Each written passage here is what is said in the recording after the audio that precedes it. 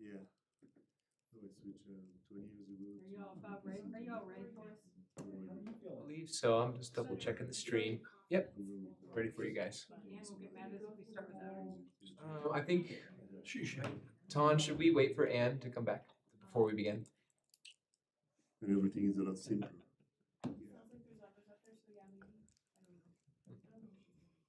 right, we'll give her a couple minutes. Yeah. We're supposed to have a outlook on that. We're just using. Oh, you don't. See, it keeps coming up to me and saying I have Yeah. to buy Outlook now. Yeah, Yeah. that's what I keep getting. And then it throws and it won't give me emails at all either way. Did you guys get little computers for planning commission? Yeah. So I just called that Brian guy and said, what the heck? Yeah, mine's doing the same thing. It wants me to log in this way. I just, yeah, I don't. Use the, I don't do something like just just the like web browser one.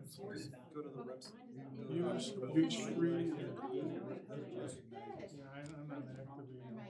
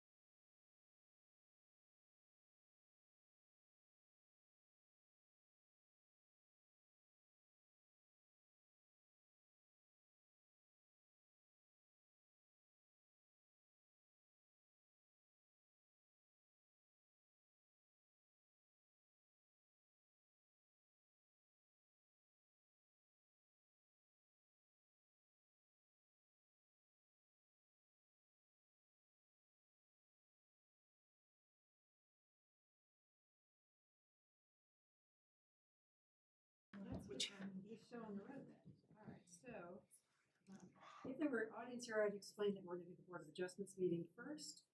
And then, which will be very short, and then we'll get into the Housing Steering Committee. So, all right, since there's no public here, now you all know, right? Okay. You're public, sorry. Okay, so let's call the meeting to order of the Berthoud Board of Adjustments at 6:03. All right, as is our practice, we begin the Board of Adjustments meetings with a pledge of allegiance. Please stand. Pledge allegiance To the flag of the United States of America and to the republic for which it stands, one nation, under God, indivisible, with liberty and justice for all. Thank you. So with that, Ethan, will you please take the roll? Yes. Commissioner Pond? Here. Commissioner Hoffman? Here. Commissioner Brody? Here. Chair Anderson? Here. Commissioner Semendalis? Here. And absent, we have Abigail Smith, Vice Chair, and Commissioner Sigmund. So on our agenda tonight is the approval of the February 13th minutes from the board's meeting on that date. Are there any questions or comments on those minutes? Questions or comments? Anyone else? No? Okay. If not, then I would entertain a motion to approve those minutes. A motion to approve the minutes from the the February, what's that, 13th. 13th meeting, Board of Adjustments meeting. I'll second. So we have board member, board member Semidalis and board making the motion. We have board member Brody who seconded the motion. With that, all in favor signify by saying aye. Aye. Nays or abstentions? Okay, motion passes. As there's no other business for the Board of Adjustments, this time I entertain a motion to adjourn the February 27th Board of Adjustments meeting. I move to adjourn. Do we have a second? I'll second. So, Board Member Semidalis making the motion to adjourn, and Board Member Brody seconding. With that, all in favor signify by saying aye. Aye. All opposed, nay, and abstentions. Okay, with that, we are adjourned. So, taking a deep breath in between, let's convene the work session of the Berthoud Housing Steering Committee at approximately 6:06. Okay, and could we please take the roll for the Housing Steering Committee? Yes. Trustee Hardy, Yes. Commissioner Pond, Yes. Commissioner Hoffmans, Yes. Commissioner Brody, Here. Chair Anderson, Here. Commissioner Semidalis, Here. Trustee Murphy, and Tiffany Brody. Here. And absent, we have Abigail Smith, Vice Chair, and Commissioner Sigmund. Ryan Baker and Jeff Finesse is also, they're also absent. Did you catch Oh, them? no, I did not. And then did you call Trustee Hardy? I did. That's Oh, That's all right. It's your special. Okay. Director Johnson, do you have any introduction you'd like to make for the presentation by Ayers and Associates? Thank you, Chair Anderson and members of the Housing Steering Committee. We have Josh Alhava and Carlin Vossen from Ayers and Associates. They've been here before. They are our steady team. Tonight, we're going to go over the initial action plan, and they're going to lead us through a workshop on those action plans. So tonight, ask a lot of questions. We need to determine that what is being proposed will actually work for Berthoud. And now that they have gone into more details, I think it's easy to see, the timing and the progress that needs to be made. So they are here to lead us through that process, and I'm going to turn it on over to them. Thank you. Thank you.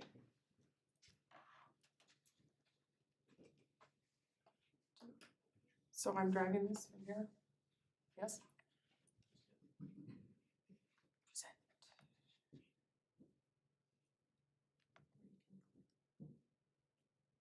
Okay, all right. Good evening, good to be back. It's been, I guess, since December, so it's been a while. Hope everyone had a nice holiday, and I can't believe it's almost March. This will be a very short presentation because we will be digging into the action plan. That's the primary purpose of today, and we're actually going to put you all to work. So rest for a few minutes, and then we'll start working on that. So just briefly, where we've been, sort of the timeline here. Of course, now February 27th, we're here to talk about the action plan.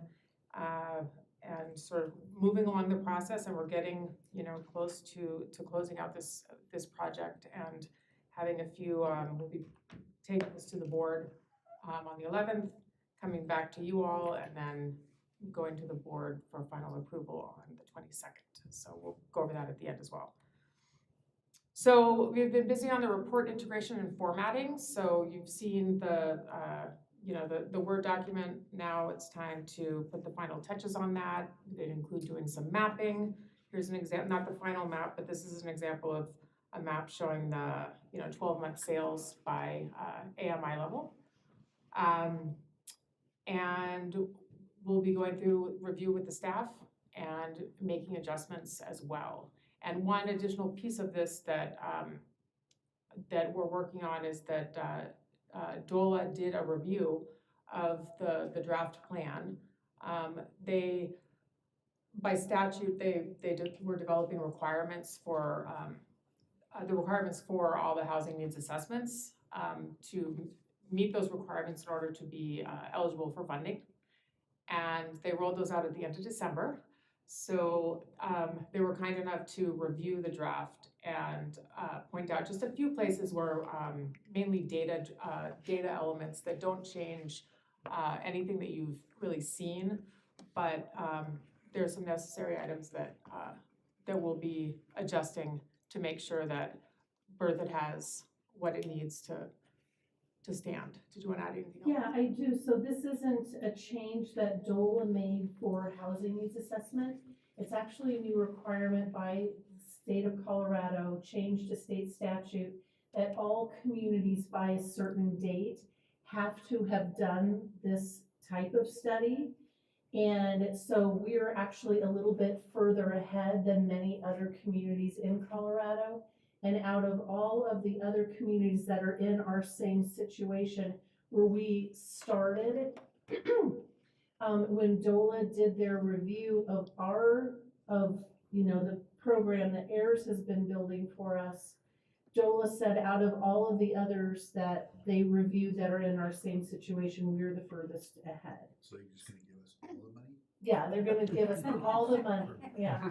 Yes, so, I mean, kudos to AIRS for going above and beyond what those minimum requirements are and get us further ahead. So now communities have to update these housing assessments every 6 years now. And so we will now not have to go through a separate process because we happen to be in this grant fund right now. So I wanted to say thank you for that, and good catch on DOLA's part for letting us know that we have this opportunity to piggyback them together. So we'll be making those adjustments and going through final staff review on the final report. Another piece that was in your packet, one of the elements for the report was the support systems assessment, which was really about evaluating the resources that exist today to support affordable housing and attainable housing in Berthoud. We looked at, transportation, certainly Habitat for Humanity and what the public housing authorities are doing, and just what some of those impacts might be and some recommendations for to address some of those gaps. And that'll be included in the report. So we'll move into the action plan workshop. To recap, these were the strategies that you all prioritized throughout this process. And between the last meeting and today, we started going into creating an action plan for, what are the steps for those various strategies, and reviewed that with staff, made adjustments, and we've been building that out. And today is an opportunity to work with you to get feedback on that and to see where we may have missed some things, or, based on your experience, are there any gaps in the steps? Who would the responsible parties be? Maybe some metrics related to, what success might look like there. So we have handouts for you of all of this was in the packet, but this is a nice large, where you can, if anyone doesn't have a pen, I have more pens. But what we'd like to do is go through, I'll briefly walk everyone through it, but then sort of pair you up and have you, Please.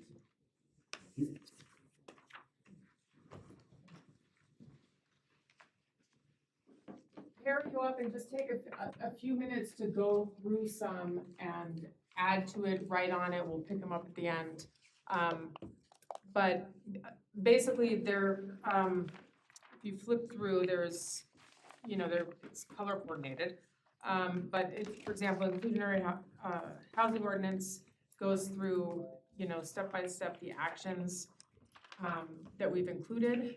But we want to be thinking also about, what might not be here, some responsibility, who might be involved, if it's the town, which town, staff, and like I said, metrics, and also partnerships, what partner agencies or organizations might be part of that. And we want to just get, this really is going to be a living document for the town and for the staff. It won't be, it'll be updated over time as things get developed and as these strategies are prioritized for action. But we want to have it as far along as we can to finish off this process so that the town can move forward with some of these strategies. Josh, did you want to add any other instructions? Yeah, so I guess, Ann, Tom, do you guys want to be more flies on the wall and just kind of hover around, or do you want to be actively involved with the committee and reviewing some of the steps? Well, we're here, so we can be. A little bit of both. Yeah. Fly on the wall. Yeah, Yes. but I want the decisions to be driven by the committee. That's what I thought, just want to double check. So what we'll do is, we'll pair off, there's gonna odd numbers, so there'll be 3 in the last group. So really, kind of where you're at already, just Tiffany and Nick, Karen and Mark, and then we'll have 3 of you here on the end, kind of working together. What I want the groups to do is we're gonna split off, so you're gonna work on different strategies. We're gonna take about 6 minutes to work through some of the pieces, and we'll restate which columns and which elements. Then we'll switch it up. You'll work on another strategy step, and they'll work on other strategies. And I believe it's 7 o'clock our firm cutoff. You're open tonight Oh. because we don't have anything afterwards. Great, so we can just keep on working through them until you all are tired. But what we'll do as part of that is you're gonna work in your small little groups, and then we're gonna report out at the very end. We're gonna go through strategy by strategy. Maybe not everyone got to every strategy. We'll get pretty close. But then we'll report out, you'll kind of restate kind of what you saw, what you identified from your group, see if the other groups that reviewed that same strategy had anything addition to add. And then we'll be able to take that information back, work with staff to kind of fine tune anything that we need to just at the staff level, and then that'll be incorporated as the appendix to the final plan. So in your matrix, what we really want you to focus on is that strategy action item column that has all the big text. Looking at, are we catching kind of those core actions, the main milestones for that kind of strategy? Is there anything else that comes to mind? Go ahead and write that in. The priority column we don't necessarily need here because the action steps are kind of written in an order, sequential order. So you can use the priority column as like a filler or carryover for any action item steps. As Carlin mentioned, the responsibility. Is it a town responsibility? Is it a partner agency or nonprofit's responsibility? Is it a community group's responsibility? Like, who is that? And if it is the town, is it management? Is it the board? Is it community development director? And we're saying positions, so we're not singling Ann out here. But, think through that. Status is ignored because that's more for the working document stage. What do you think the expected outcome should be for that action step? And maybe that action row doesn't have one, but it relates to the next row down below. And there's an expected outcome. And then any partner agencies that you think are part of that action step. Should it be Habitat or the Housing Authority or local businesses, the builders that we want to identify as part of that area? So what we'll do, I can't remember all the list of things, but let's have Tim, David, and Mark, let's have you guys start on the first one, which is the inclusionary housing ordinance. So you have action items 1 through, I think it goes 7? Yeah. So you pretty much have that first page to start with. Then we're gonna have Mark and Karen. We'll have you guys start on the funding programs, number A, so housing incentives. That one, as you see, there's an A and the B's on the back. So focus on the A first. And then Tiffany and Nick will have you guys start on the dedicated funding, the backside of that is B. Can I just ask a clarifying question? I am a team player through and through, but here's my question. I feel like the conversations that we're gonna have is gonna be beneficial to be heard by all. And we will So there report must be a out. method to the madness. Yes, we Okay. wanna come back and talk about it as a group, but by breaking into smaller groups, you can get a little bit targeted and it can move faster Okay, than as a big collective group. So we'll have the quick knockdown, work through the activities, we'll go to the next set, and then we'll come back and report out as a group. And Josh, do you mind just giving an over, just in case people don't have their, manuals with you, just go over, just high-level overview about what each of these action or initiatives are, Yeah. just as a reminder? Yes, you bet. So, under inclusionary housing ordinance, so what we have here is inclusionary housing. So again, requiring housing and or a fee program. So anytime new development comes in, establishing, you have to have X number of your units or X% as affordable, attainable units at a certain threshold that's established by policy or by ordinance. And if not developing or producing, do you dedicate land? That's one option, or fee in lieu. And so there's different ways to structure that inclusionary housing ordinance. And then in terms of the action items, what we've done is just broke down the steps that it takes to start looking into that. The research, initial planning, establishing a fee structure analysis, stakeholder engagement, so having the discussions about what that looks like and what it includes, developing an ordinance, the ordinance adoption and implementation, and then diving into conduct the organization or department assessment. What is there for staff? Does the available staff, are they able to do that work, or is additional staff needed? Which could be grant pursuits or other adventures. And then leveraging external partners. So working through, that's kind of the core action items that we established as part of that. For the group that's gonna be working on funding programs for attainable and affordable housing, the first one is housing incentives, and this is including enterprise fund waivers, fee reductions, and or deferrals. And so really that's more of a policy level establishment by the board. Through this, we have action items such as inventorying current programs, what is there existing today? And then research and recommendations, what are others doing, what are some best practices? Implementation and evaluation, so actually adopting something, a policy or program, and then evaluating how it's working, is it meeting the goals and the expected outcomes? Again, reviewing from a staffing level, is the capacity there to be able to support this effort? And then leveraging partnerships again. So you'll see some of these themes and some of the action items are similar because they should be. You should always be assessing kind of how your staff is able to do the work and what partnerships there are.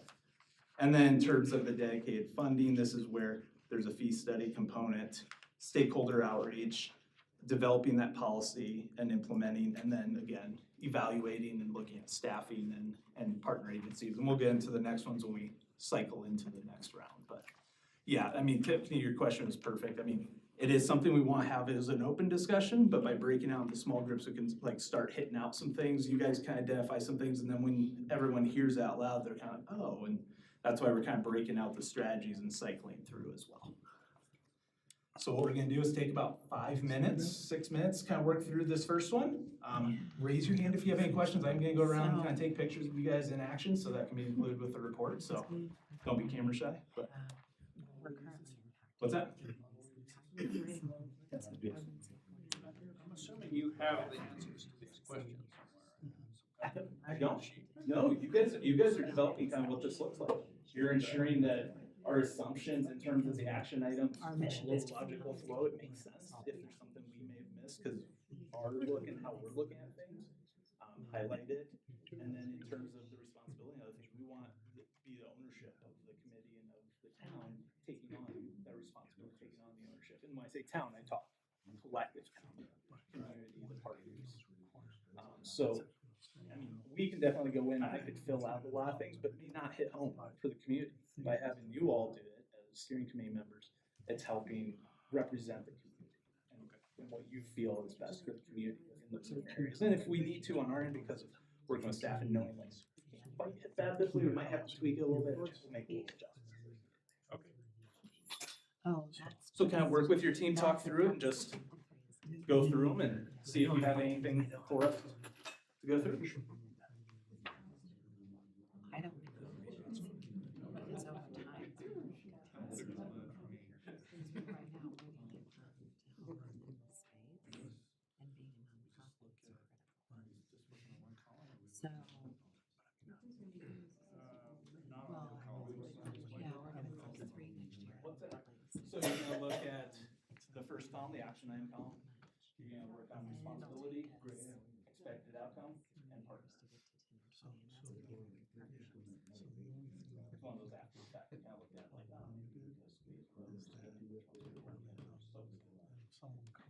because if you think the priority, there were just steps. We had it structured a different way before we finalized it. This one's a tough one, the first one, yeah.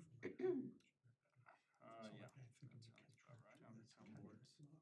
So the changes are that There's always a board of limit. trustees. Planning, Type of limit, because when you make it unlimited, people can challenge. And I appreciate what you're saying. Yeah, But oh, other yeah. municipalities don't limit it. They don't limit it. No, but they do specifics to a nonprofit or our Well, then, organization, yeah, and we can specify You that can way. specify that. Right, I see what you're saying, Okay. for sure. I think it's worth discussing, right? Right, so unlimited.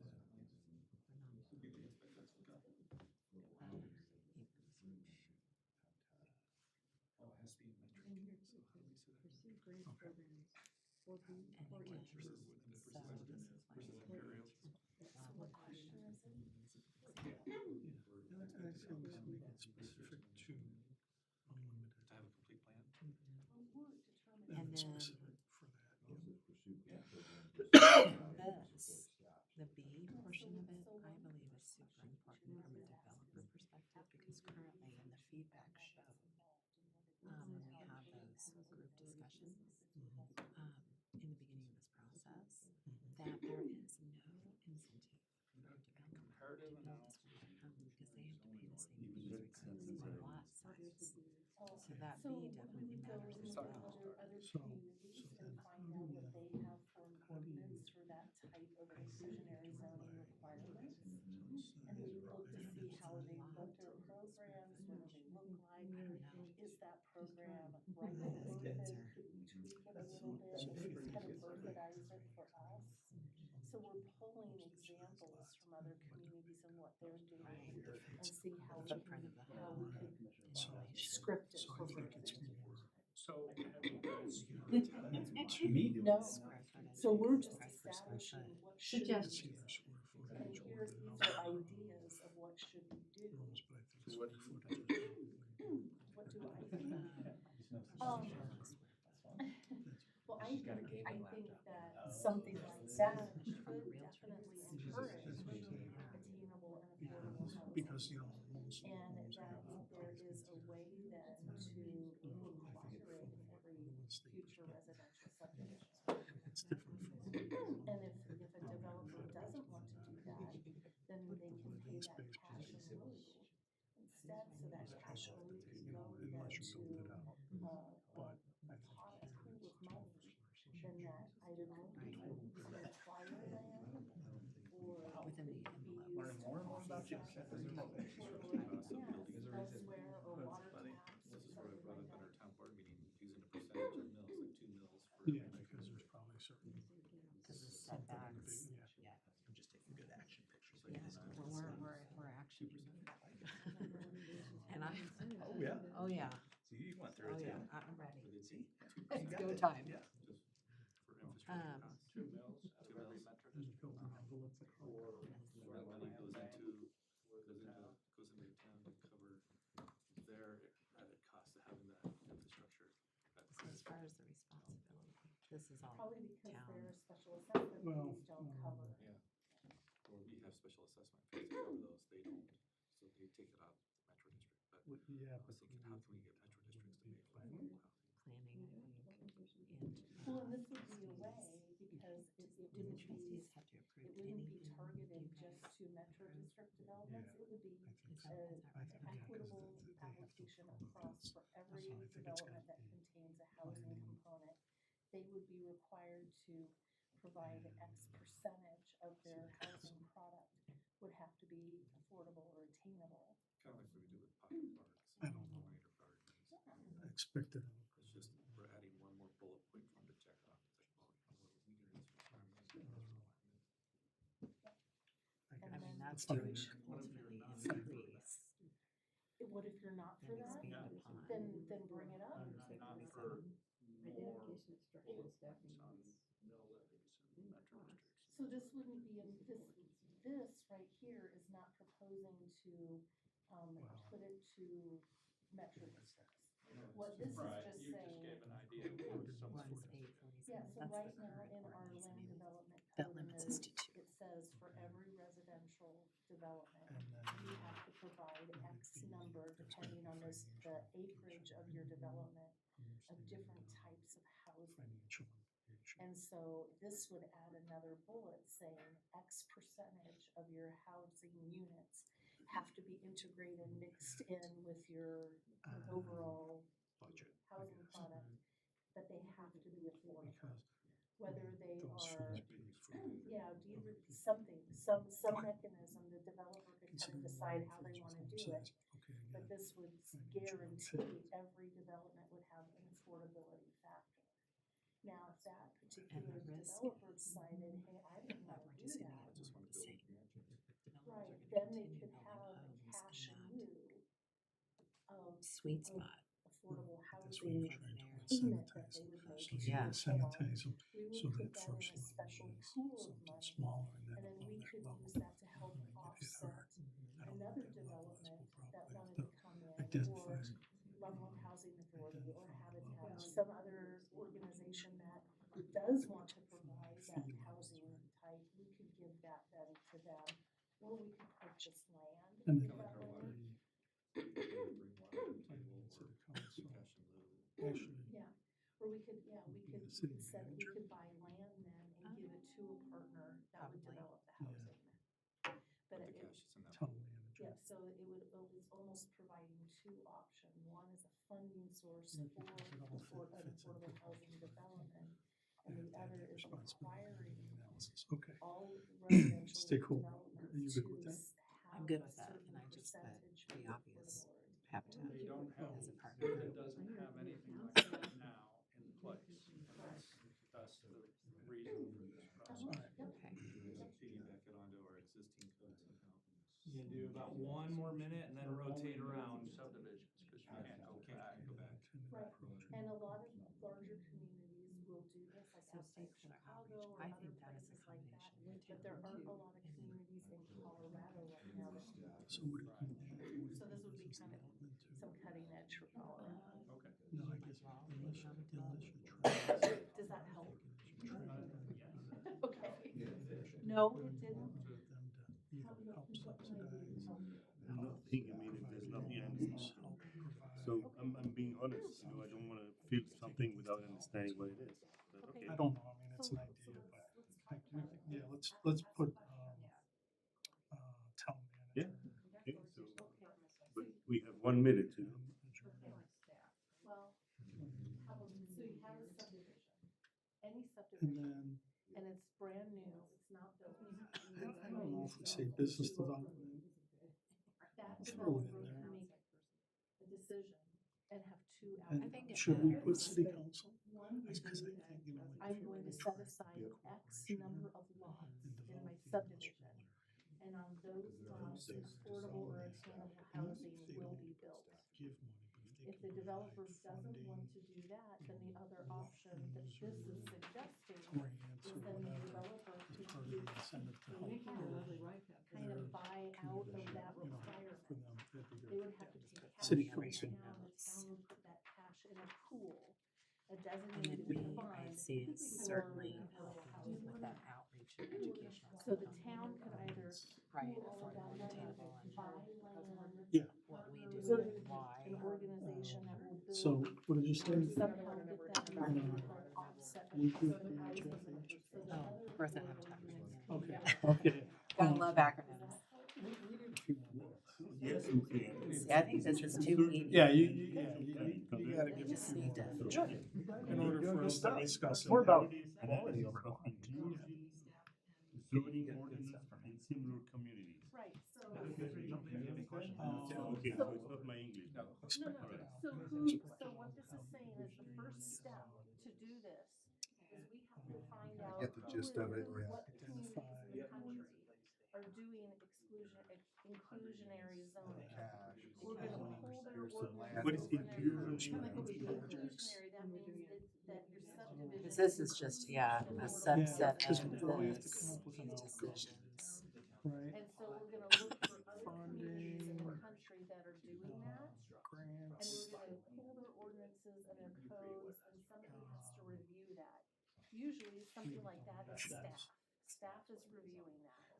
Planning commission, town trustees, they're not digging through ordinances and codes. Or three, Creating or something two. for Berthoud. That's usually something that staff would do. Yes. So this exercise is for us to tell you guys, or recommend for their report, so their report can ask you, you should go do this. No, this here is for you all to say, is exclusionary zoning a good thing? Is inclusionary zoning a good thing? Do you want to do this? And if we do decide that this is a good thing for Berthoud, here are all the steps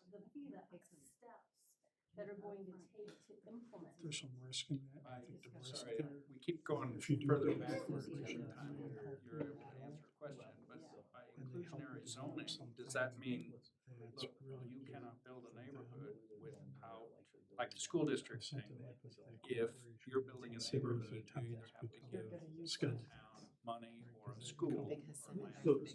So, but that's. This would be the same kind of thing, that's what you mean by inclusionary zoning. So we're gonna. You understand what I'm saying? Just think about steel mills. Give us something. Those towns were Affordable divided. housing in this neighborhood, whether it's money or Okay. the type of Let's go housing. to this one. And in order to Drafting resolutions or make that part of the code and force developers to do that, that's what this So in my process is mind, all these about. are So we have to then. deliverables of, right, A and B, or 1 and 2. And planning commission and town trustees So you don't need- write the code, staff will write the code, but we don't want to reinvent the wheel. We want to go and find other communities that are doing that. So this, We're in gonna this one follow here. their code, and we're gonna tweak it for the benefit of Berthoud. And then we're gonna bring that Process for draft to you all and to the trustees and say, all right, here's what we're thinking. Housing steering committee said, yes, they want to do this, and this is how we think it can work in Berthoud. So then going As far across as here, A.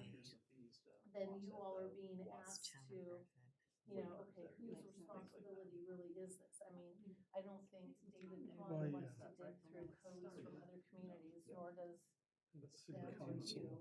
This is, What are the different options for responsibility? Town of Berthoud? yeah, staff, town staff, planning commissioners, This would be the What plan. else? What else? town board, planning commission. It could be like a partnering organization such as Woodland Housing Authority or Habitat for Humanity, developers.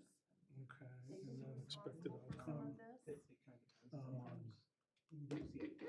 Commissioner Hoffman. Well, to be honest, Yes. it took you 10 minutes to explain the first box here.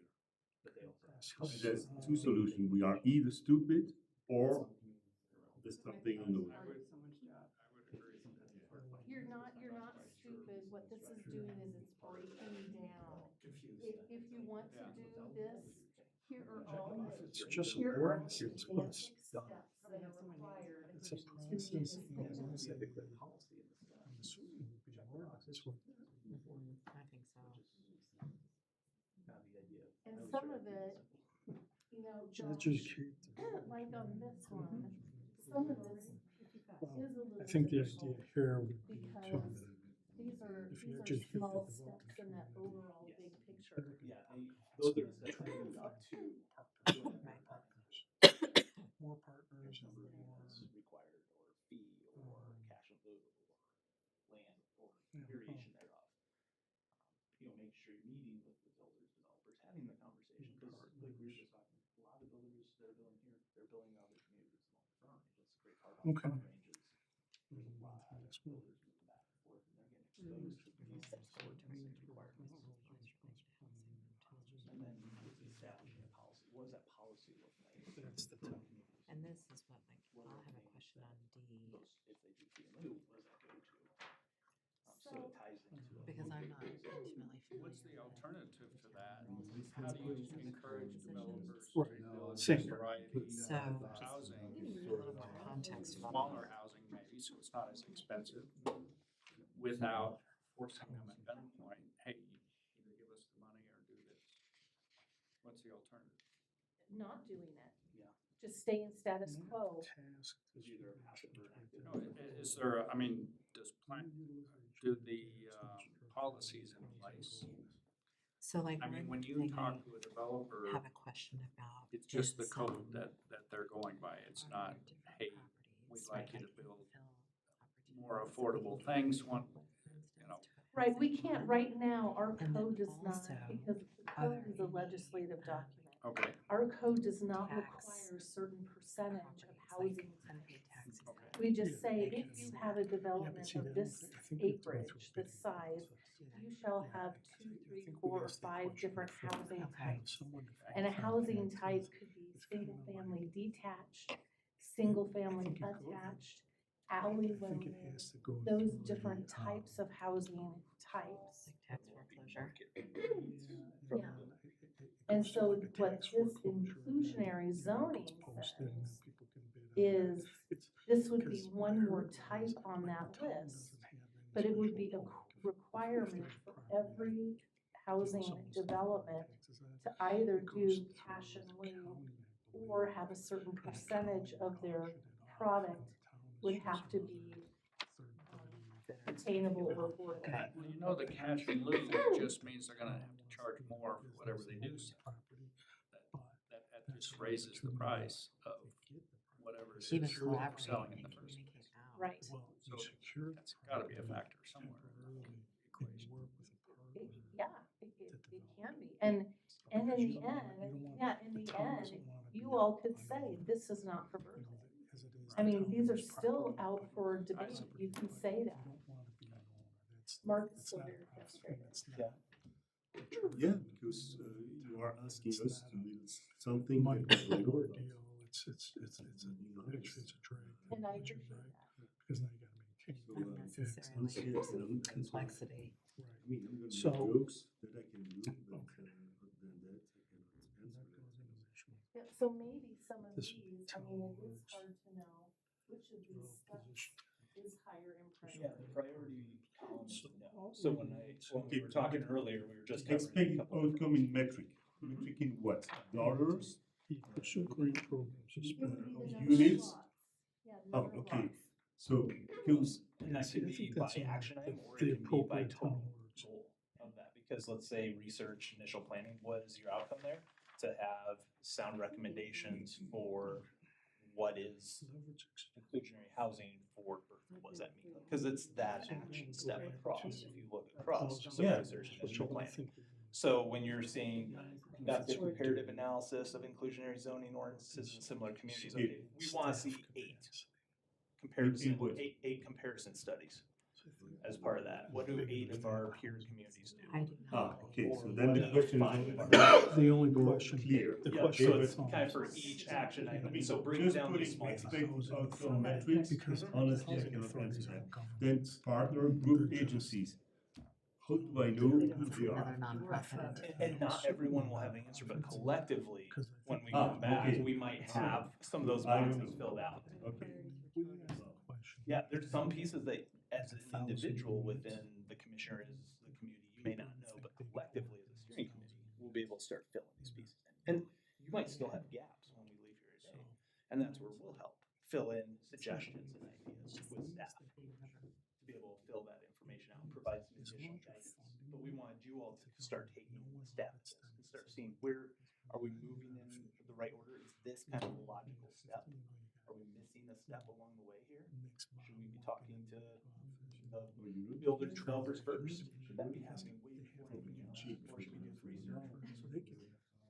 Well, This is that, that's my first question. You guys have to have done this That's before. how do you make it Just An idea how taking your this money, thing doing rolls. other things. First paying rolls attention out. to Every There's a community whole is lot of different. things. I I've feel just like seen every them community should be in different school because you stuff have and different these things. dynamics, you have different feelings Well, I think there's on a fees potential versus for requirements on corrupt policy model versus ordinance or versus behavior regulation, you know, across the within board. profit or not. And that's why we have I a think variety of that's a blanket strategies, so that way opportunity, right? it's what is Yeah, mortality. they're not all And created if it's equal. not today, is it something we put on the shelf and in a year revisit and see what that looks like? Right. Because of course, market is in a And I different think situation the today too with housing interest authority, rates. if we wanted But when the to market's really hot, collaborate builders are going. heavily, I mean, as long we as they're can checking the do requirements so. of code, they're just gonna I keep think building. the They housing typically just build market catalyst, rate units. because they That's what serve most of them our are gonna do, area because that's where they anyway. can make the We most have money. to, But if because they're you're serving gonna their really try and move the needle. so we don't even have to in the housing partner for the community, with Loveland there Housing has to be Authority. some We can go straight to requirements. There housing has to be some give catalyst. and take in certain areas. And Who's some of basically it, required one to approach serve is us inclusionary for ordinances where it's either a fee or service a Is requirement. that a, or is that a And a county? lot of builders It's are approaching Or is it, that is it in other another communities in the region. A lot not-for-profit of that the works builders for here the are building county? down. I When I left Broomfield, don't think I could 4 years answer ago, that we had holistically, inclusionary requirements. but So I the know idea being that that if you do not force it's developers to county-based build and it's driven by statute. smaller That's size the extent of my homes knowledge. that are more affordable, Let's put it that out they there. can Okay. do it on their own. That's, Because they don't make as much money though. That's where we're And finding like, even if you do, I mean, Even if you unfortunately, do- they are gonna go with the model that makes them do most money. something like That's, that. I mean, that's capitalism. And, And you say, know, we hey, can't tell them, oh, this is what we take, want. take and I 50,000 have off a that lot house, so of you're not personal getting opinions that about for that. revenue later And on. it's no surprise, They're, right? they're Their gonna do what city they can, council they're gonna do their tremendous. models. And that's why I having realize like the all requirements you have things now, in where talent it's single family attached, you have the Right, diversity to in bring the that product into type. here. That's pushing it, so you're not I've just got a getting these good thing large going. single family detached neighborhoods. Yeah. You're starting to see And them it's not- starting to get more and it integrated actually neighborhoods, which is drive through what you all have that, here in the sees all core. this stuff If you going drive on. around, that was built decades ago. Okay, so I think expected outcome. my personal opinion is instead of looking to see what some other town has on their books, is to find what other towns have done that's been successful, as opposed to just what they have on their books. Oh, that's exactly what we're For doing. future We're just not gonna developments. go track down an inclusionary zoning product Strategic. that has failed. We're going to find the best ones that have succeeded, and those are the ones we're gonna study. And you're gonna see, okay, when they create a fee structure, what is the math? How would they calculate that Because ratio? there's gotta be points where too much gun to the head is gonna stop the people from doing what they do. And, No, You know, no, I'm It's just not. saying, it's not. Okay. And these it's aren't not- like the cost of a house fees, so don't think that So, like they're I selling a struggle house with for four 450 once a and we floor want a plan, house it's that's not 250, so the because fee is my 200,000. It's, Right. you're looking, a lot of the fees I've seen are anywhere from 20 to 60,000. In range, it depends on the community, Are local, buying those the houses, appetite there is. you know that they're And, not- and that obviously is not gonna build that house. They're that not- I affordable mean, unit you for can that afford community. it. But what's gonna do Whatever. is it's gonna go over here in the pot, I don't and it'll help them That's not get a sense for I'm just sales. thinking. And I just look bored all the time. to bring our costs down, so then we tend to produce a home the that sign checks stats interest based rates, on right? Done some things already. Right. from Jaffa and all that, No. but we. Just going through emails. Okay. Whereas a mansion is like a 5-6 bedroom house.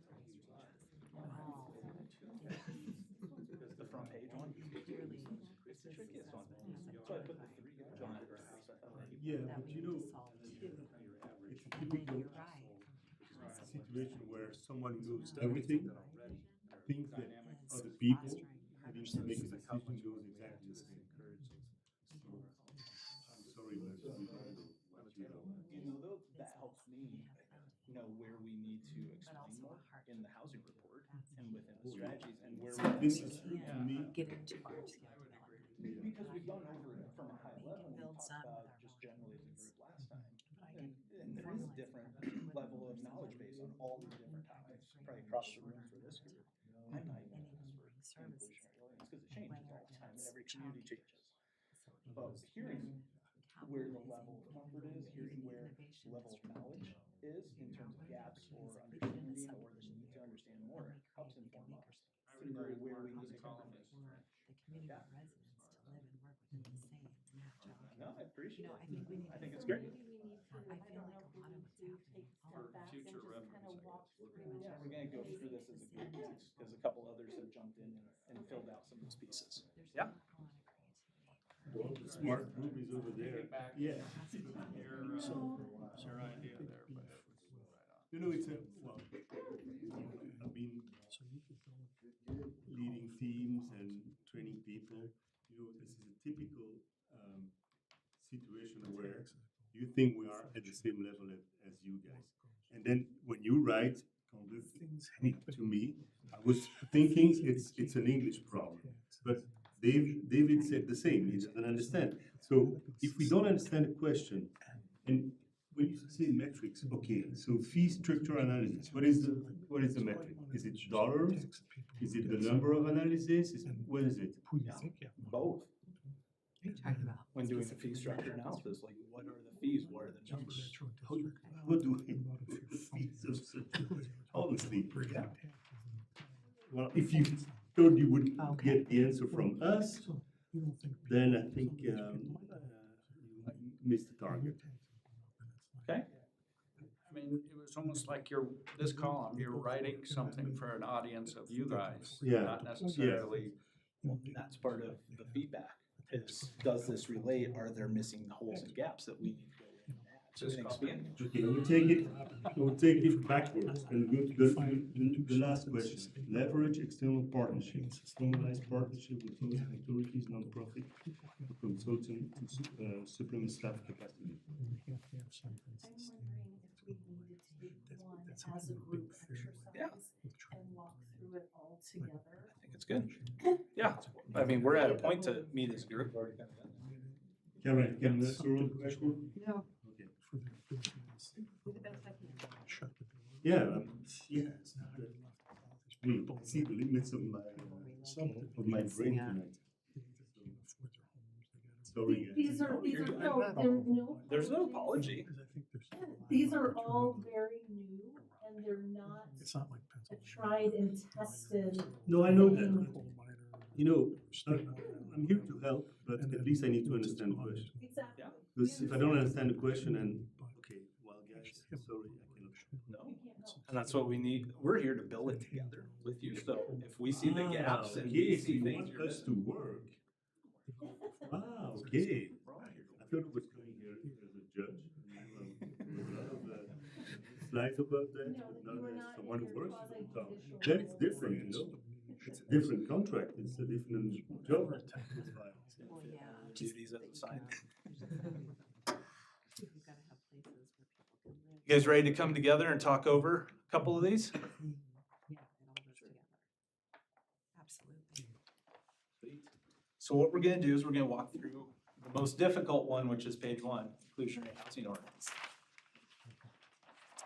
But a super fun topic, if I do say so myself. It is a fun topic. That's what I do all day long, make something on that.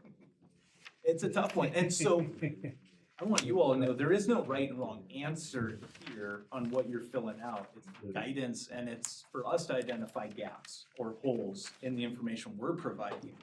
And if we're providing information in a clear way that can be easily understood and digested. And if that's not the case, that's what we need to know, so we can go in and fine tune and adjust. And so what I wanna do is walk through inclusionary housing, because I know a couple of groups have started working through that, filled out different pieces, and we're all at different stages on how much we filled out there. So again, inclusionary housing ordinance, right now from the town, a builder can come in and build. You know, market rate affordable, or market rate housing. There's no requirement to build affordable or attainable housing. And the vast majority of builders won't come in and just offer that up, just, you know, on their own. There usually has to be some sort of a carrot stick kind of scenario that plays out. You know, there's models, right? Habitat, housing authorities, they have models. That's what they're built around. They have funding sources that help offset that, but that's not what your most commercial builders do. And so what the inclusionary ordinance does is it creates a tool, a resource that the town can consider. We're not saying that you shall do this. hey, it's on paper as an option. And it's something we all talked as a strategy throughout the last couple meetings. So with inclusionary housing, what you'd say is, okay, for every X number of units you build, X percent have to be affordable or attainable, meeting certain percentage of affordability. Written here in the description. So that's part of the assessment. The assessment report has the whole detail of what inclusionary is, what all the descriptions of all these. And those were some of the things we talked about in the last meeting, I think. We went through a couple of those in our last group meeting. And so inclusionary housing, so this is just the appendix. This is like the working document. In the report, it'll dive into what each of these are based on the things we've talked about. And so just as a recap here, so this is a tool that the town could look to implement. It's part of guidance from the group, and town board's action is to establish an inclusionary housing ordinance. That ordinance can have the set number percentage of homes that a builder, developer have to set aside or contribute as affordable attainable housing. What a lot do, if there's just a certain percentage requirement, they'll set aside X number of units and they'll work with a group such as the Habitat, such as a housing authority, or other builders that build those kind of products and integrate those in their neighborhoods. The other part of that is a fee. So I have a question Yes. about that though, and I don't know, maybe it's just, you know, when you think about the concept. I like the concept, I mean, I think it's a great concept, but the builder's gonna get his money from somewhere. Okay, so you're trying to drive the prices down for affordable housing, but yet you're passing the cost on somewhere else, and you're just gonna increase the price of those homes. I mean, that's the reality, Yeah, I mean, I can't speak to, No, That's what I I'm just would saying, why would you develop it if you're not gonna make the margin you think you're gonna make? And that's the thing I really struggle with, because you can say you're gonna do this stuff, and it sounds like a great idea, and you wanna throw it out there, but the reality of it is, if a developer comes in, I mean, I've developed some property, but a developer comes in, they're looking to make X amount of dollars, so whether I donate, I don't know, $500,000 of land, he's gonna just increase the prices somewhere else. And then we look at, those numbers are gonna be much larger than the smaller numbers, right? So think about it, if you're saying 10%, the 90%, those homes are gonna go up by whatever that margin's gonna be to make up your margin for the 10%. And we're kind of like chasing a ball here, right? Because you can say you're bringing in affordable housing, which that's the goal. But now have we chased out other people because we've made a house that should be, and I'm making up a number, $500,000, that's now $550,000 or $600,000. I mean, I think that's the struggle. That ultimately someone ends up paying for this, whether it's the consumer that's buying, but I also think that there's developers that look at it differently than your traditional, big national builder, like they're a big machine, they've got margins, and then they have a 10% profit margin on every house they sell, and if they can't do that, they're not gonna do it. Well, to Ann's point, maybe they're not the right developer for our community, right? But there are developers that are already working in our community that operate differently, right? And how do I identify those developers? They're gonna be more interested in the community long-term versus make our money and leave. I mean, Tiffany and I have come from towns where, it was the Wild West. If anybody came with a sack of money, they'll let you build 1,000 houses, So there's gotta be a balance somewhere in between, but I do agree that it's not gonna be for everybody, right? Well, no, and I think, again, like I said, I like the concept, but how do you then manage those margins so because again, if you're looking at an average home price in the town, you're just moving it, it's a bubble, you just push it around, right? I've done budgeting a long time, you're just pushing it around. You gotta have those developers that are willing to take that margin hit, and how do you incentivize those builders? And that's kind of what I'm getting to here, right? Because if we're just taking the average and we're moving the number around, it's, to me, it doesn't solve the problem. Well, see, I look at it as a package, you know, we're looking at these in isolation, I get that. Mm. But I look at that more as a package. We're also looking at certain incentives for these builders. So they may get some incentive, maybe, you know, the expedited process, which allows them to go a bit faster, which saves them money. You know, there are other incentives that maybe are thrown out there as a package along with what, you know, what they were required to do with inclusionary zoning. Right. So while it wouldn't be perfect and it probably won't offset all the additional costs, at least there's some And I- balance, and maybe that helps with that margin to a certain extent, you know, and that's what we have to be concerned about, is that, I get it, we have to be concerned about whether they're gonna make margins, but I also agree with Mark that we do have builders like Mission, for example, who Yes. have a totally Sit different. right Yes. back There you go. here is another one. Right. yeah. You know, have a totally different, take on that, you know, totally Mhm. different, viewpoint when it comes to that. So I think we have to be mindful that while we're looking at this particular thing, this inclusionary zoning, we can't look at that in that isolation. I'm hoping that what ends up happening is that we have this package of different things that help us for affordable housing that will be palatable to our building community. Yeah, and I think that that's what I'm trying to get to here is we have those discussions, these are really good ideas. But I want to make sure that if we throw a good idea out there, we can back it up with some type of offset and, you know, do we think that we have enough that we, you know, so as an example, I've been in 2 of these meetings now where we've had subdivisions come in, they've met all the requirements and we've approved them, they've gone to city council and they've rejected them. Okay, people have spent a ton of money on that. Is it that we don't want those developers here? Is it that, you know, we're trying to do a different deal with them? I'm not really sure, but it's frustrating to me to go through that process and make sure they meet all the requirements and then have the city council say, no, you know, we're not gonna do that. And as a developer, I wouldn't want to develop here. You know, I mean, it's frustrating. If you tell me what the requirements are, I meet your requirements, and then you deny me, it's just costing everybody more money. It's costing, when they do develop that subdivision, if they ever get to it, or sell the property out of frustration, they're gonna want a lot of money. It's just kicking the can down the road to the next guy. And I just don't wanna see that happen with this. I think this is a good thing to do, but I don't want to just get caught up in pushing a bubble around. Yeah. And creating a different problem. I think you're right on.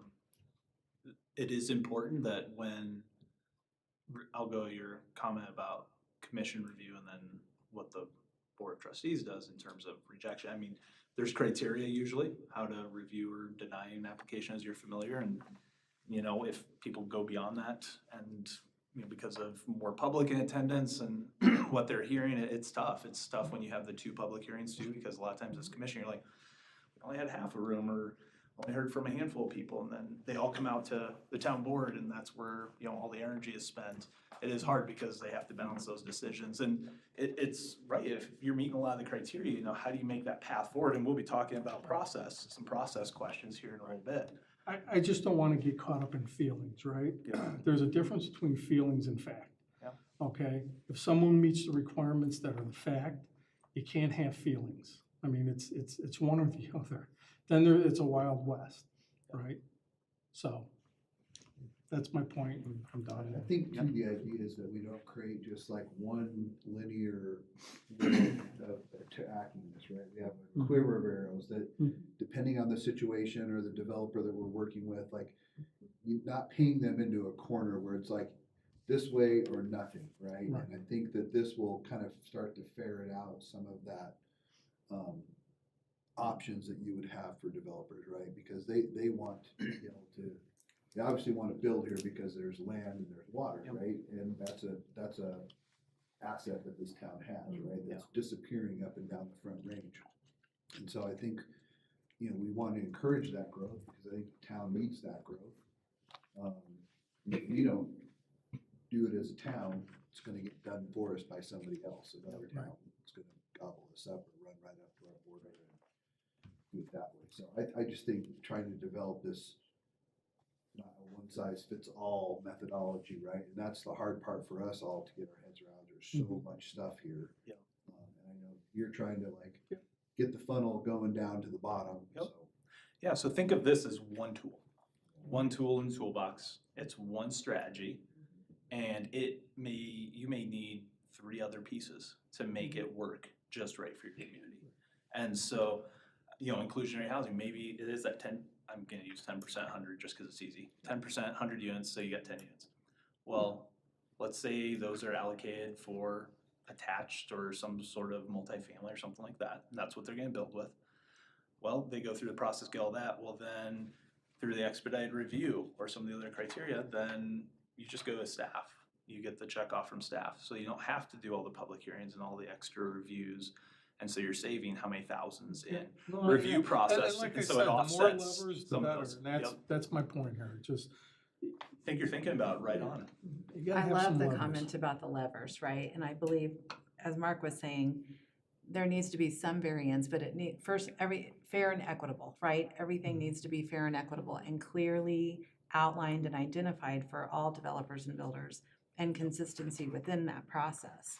The other thing I'd like to comment on, Karen, you brought up the incentive of being able to offer a fast track expedited review process. I think that is critical, as we've already said, for builders and developers of all size and regardless of what price point or need that they're solving there. But the other thing I want to comment, I think holistically from my perspective, from my seat, is the inclusionary housing ordinance opens up the ability to have the conversation, to talk throughout that process early on, to educate, to inform, to talk further about what is affordable housing and what is unattainable housing, and what can we do to accomplish the architectural goals of the plan and so forth.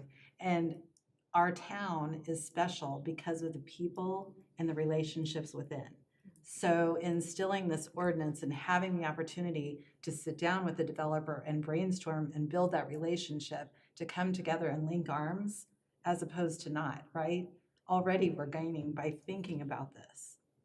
We can get down to brass tacks and talk about the particulars and the percentages, but we need to have a seat at the table. Right, there just starts that conversation, and it starts the conversation, but then you can build in these other levers, so that, if you have builders who are not excited about the inclusionary zoning, maybe you say, but we're also gonna do these things for you, so that, that offsets some of your costs, makes your life a little bit easier, eases them into the whole idea about affordable Reduce costs. Yeah. Because ultimately, time is money, right? Time is not on our side because we have a significant housing shortage Yes. that we've got to solve sooner rather than Well- later, or at least I'll try not to cuss. Yeah. I get a little heated, just let me warn you, but I will do my best not to cuss. Well, we try to build something for the town, correct? Kind of a code of conduct or whatever, okay? So are we going to build everything by our own, or does similar project exist somewhere else? Where we can see what they do and update for the town, because honestly, I don't know, I mean, it's a question of methodology, because, I mean, you dropped us that, and I'm pretty sure that if I ask a specific question to one of the commissioners tonight, he will not be able to give me an answer. So, c'est comme si je vous parlais en français maintenant. Tu vois, tout le monde va être frustré maintenant parce que je parle dans une autre langue. So, yeah, c'est exactement ça. See, so everybody is frustrated because you don't understand what I said. And that's exactly what happened to me tonight. And be honest, guys, did you understand all the questions here, or 50% of the questions? At a high level, yes, but I have a lot of questions about the detail, like what does this look like in Yeah, because application, you are right? What is currently constantly in that. existing? That's your Yeah. job. Right. It's not our job, you Right. know? We are not expert, and that's what I'm saying. You talk about something you deeply know to people who are not doing that.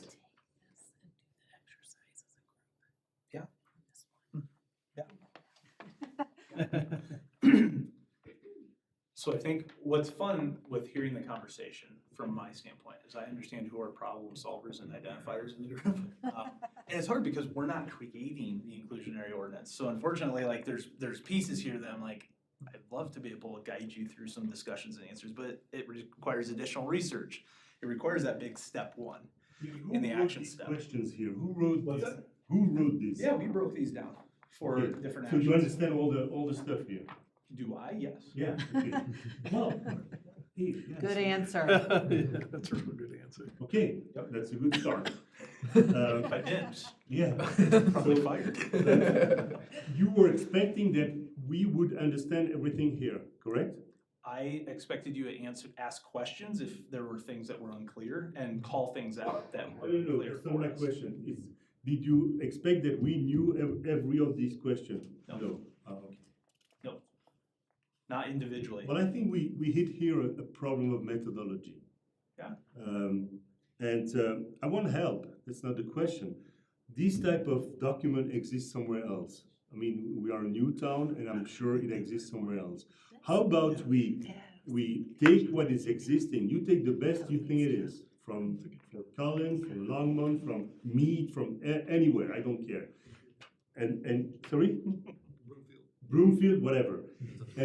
And then we go into detail. Do we accept that? Don't we accept that? Or you identify the points where you think that can be improved. And then we can have a discussion. But honestly, it's probably me, but It's not just. no, okay. So, To understand what you're saying, why are we trying to build something from scratch? It's Yes. already been built, let's just find something that's already been built and modify it to fit our needs. correct. Oh, you speak much better English than me.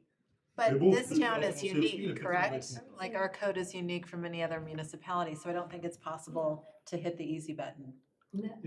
I think, while we can look at what these other towns do, we're unique in the sense that of the agencies that we have, the types of monies that we have, the land area that we have, the water that we have. So while we can look at what these other cities do, it may not be totally applicable to us, which is why we're saying, here's some tools we think that would be applicable.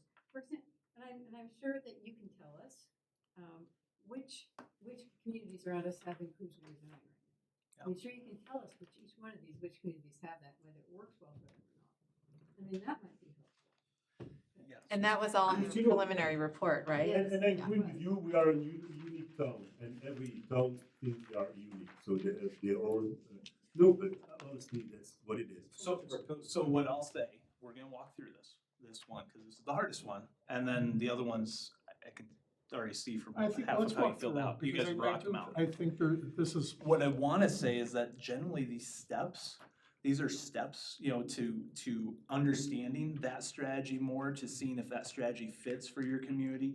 These are the pretty similar steps that you'll see in a lot of action items and a lot of action plans for a lot of communities. And the similar kind of verbiage and things they'll be looking into. If we need to change the verbiage, if we need to update it to fit the community and the group here, we can definitely change and update things. And that's where we wanna make sure that things come across clear or don't come across clear. If there's gaps in understanding, that we're filling those gaps and supporting the information where it is. So let's walk through the inclusionary ordinance, the first step. So, excuse me.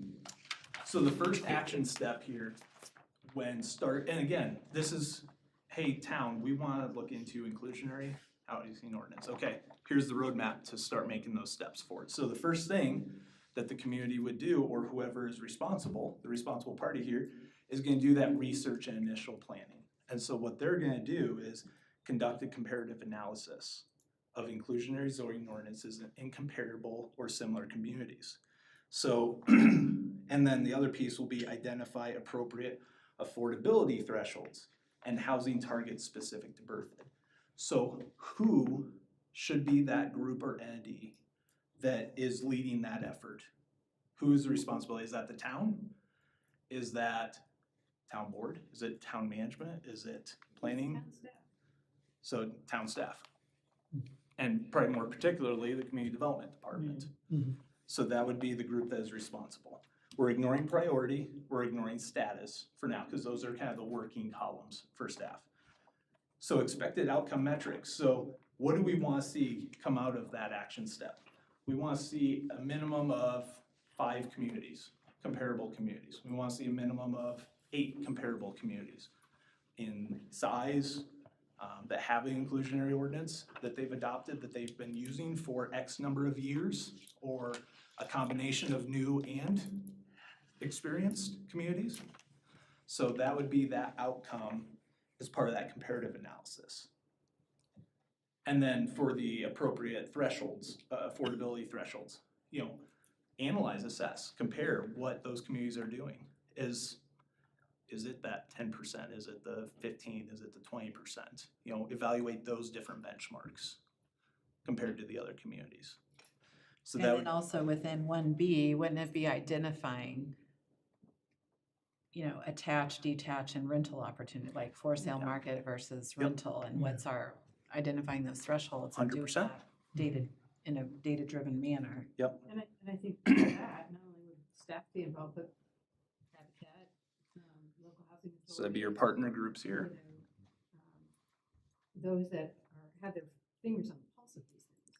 And they might have already studied some of it or have some of that information out there.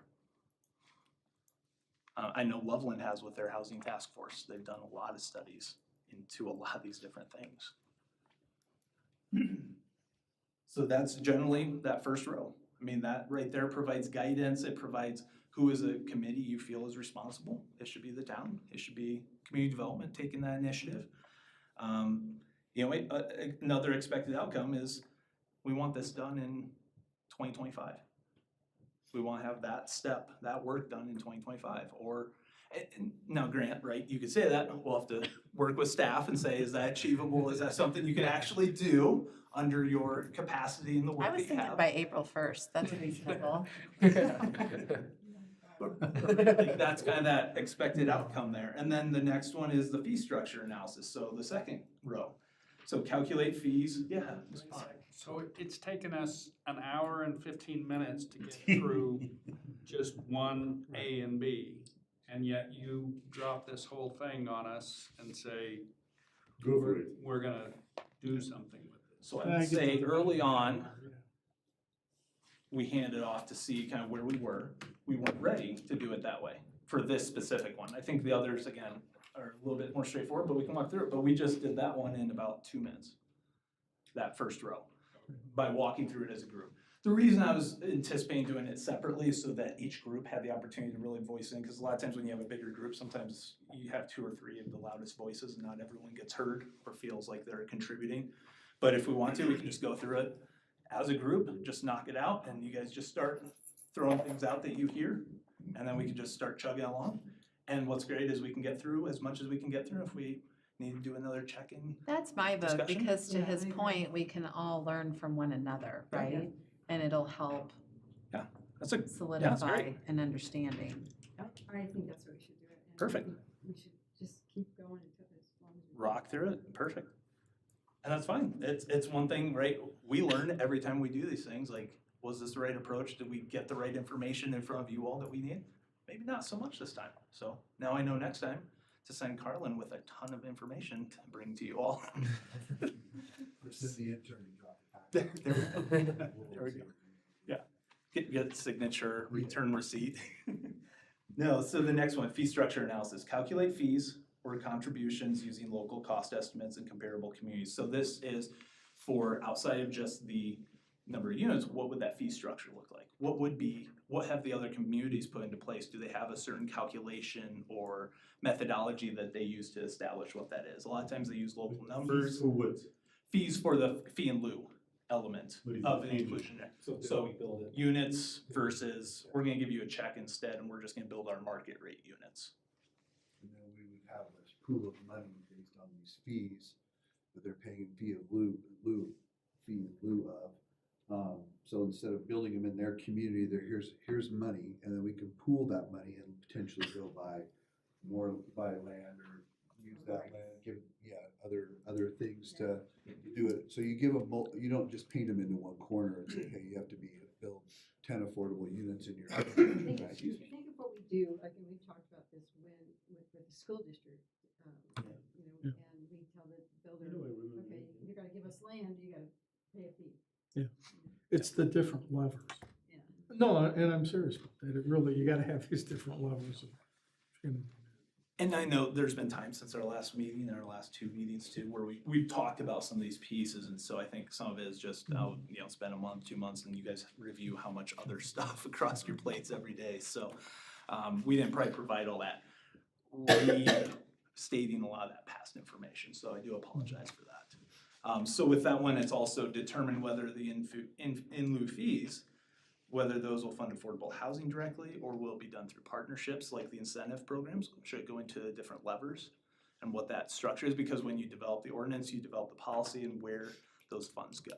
And you have some guidance that you are limited under statute and other things where fees go as well. So do you need to have, like the city clerk involved in that as well? So usually it's the accounting or finance department. Yeah, town administration, whatever you want to call it. Yeah, so the responsibility on this one's definitely your finance department. Town management usually is involved here. Community development, usually if we're feeling like this is gonna be something that community development is heavily involved in, especially with development review and applications, and they have to process and work through that. And since they're usually doing, as we just said on the first one, a lot of that comparison analysis, they'll be the ones going out and seeing what the other communities are doing. So if I can jump in on 1 and 2, Yes, these are things that actually could be done together. concurrent. And it is staff, Ethan, Ton, myself, picking up the phone, calling communities that do this and find out, all right, where is it in your code? What are some of the hurdles you've encountered? Yep. How much are you charging? How much are you collecting annually? What are the staff costs? So we're gathering all that primary data. And then we come back and we would present it and say, these are the findings. This is how we think it could work in Berthoud. What do you all think next? And then if we still get the go-ahead from planning commission or town board of trustees, then that next thing on the list would happen. What do our stakeholders, what do people like Alex, what do they think about this program? Could it work for them? How could they see it working in Berthoud? Yep. So what we're doing here is we're picking apart all of these individual items and determining how to do this in Berthoud. And maybe some of this is too much detail for the steering committee. I think some of this is good for you all to know what we're doing behind the magic curtain. Yeah. But I'm wondering if we can even simplify this a little bit more, and maybe even because there's been time since December and now just reaffirming, do they even want to explore this? Yeah, we could do it from a high level, more strategy and core pieces of each of these. So instead of each line, we'll go line by line just so everyone understands the I think steps, but we won't go Share through all the commentary matrix. and that's still exactly ask what we need to questions, do. yes. Yeah, I like that. Are we That's a good going approach, Ann. through all the pages today? Thank you, Ann.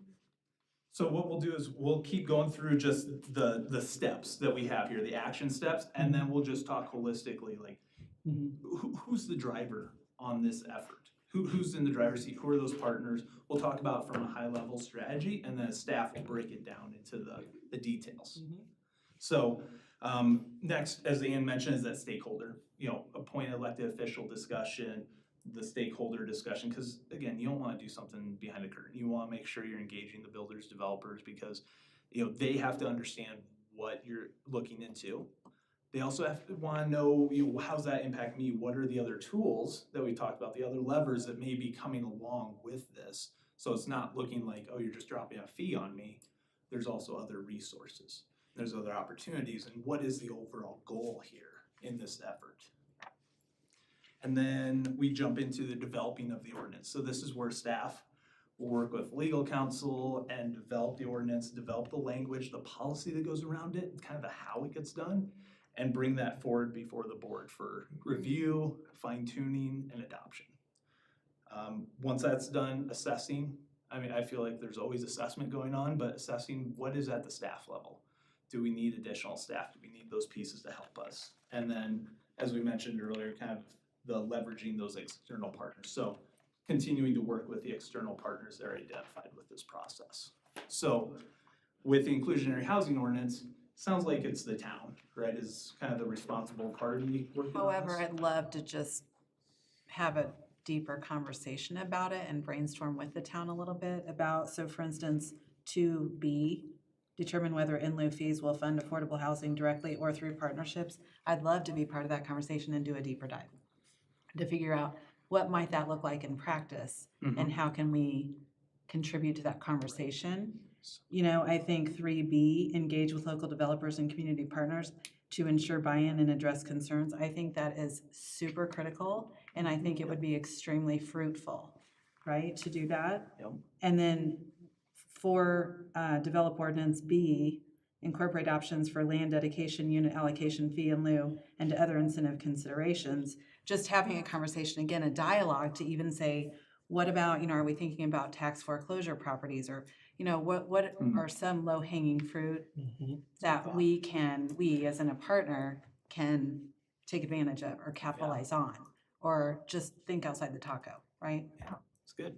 Any other thoughts on any of the action items or steps that were kind of listed? I worry a little bit, particularly like with some of the initial stages here, that this is a lot of extra work for staff. Right, how do Are they we do going This is to? what we do. Yep.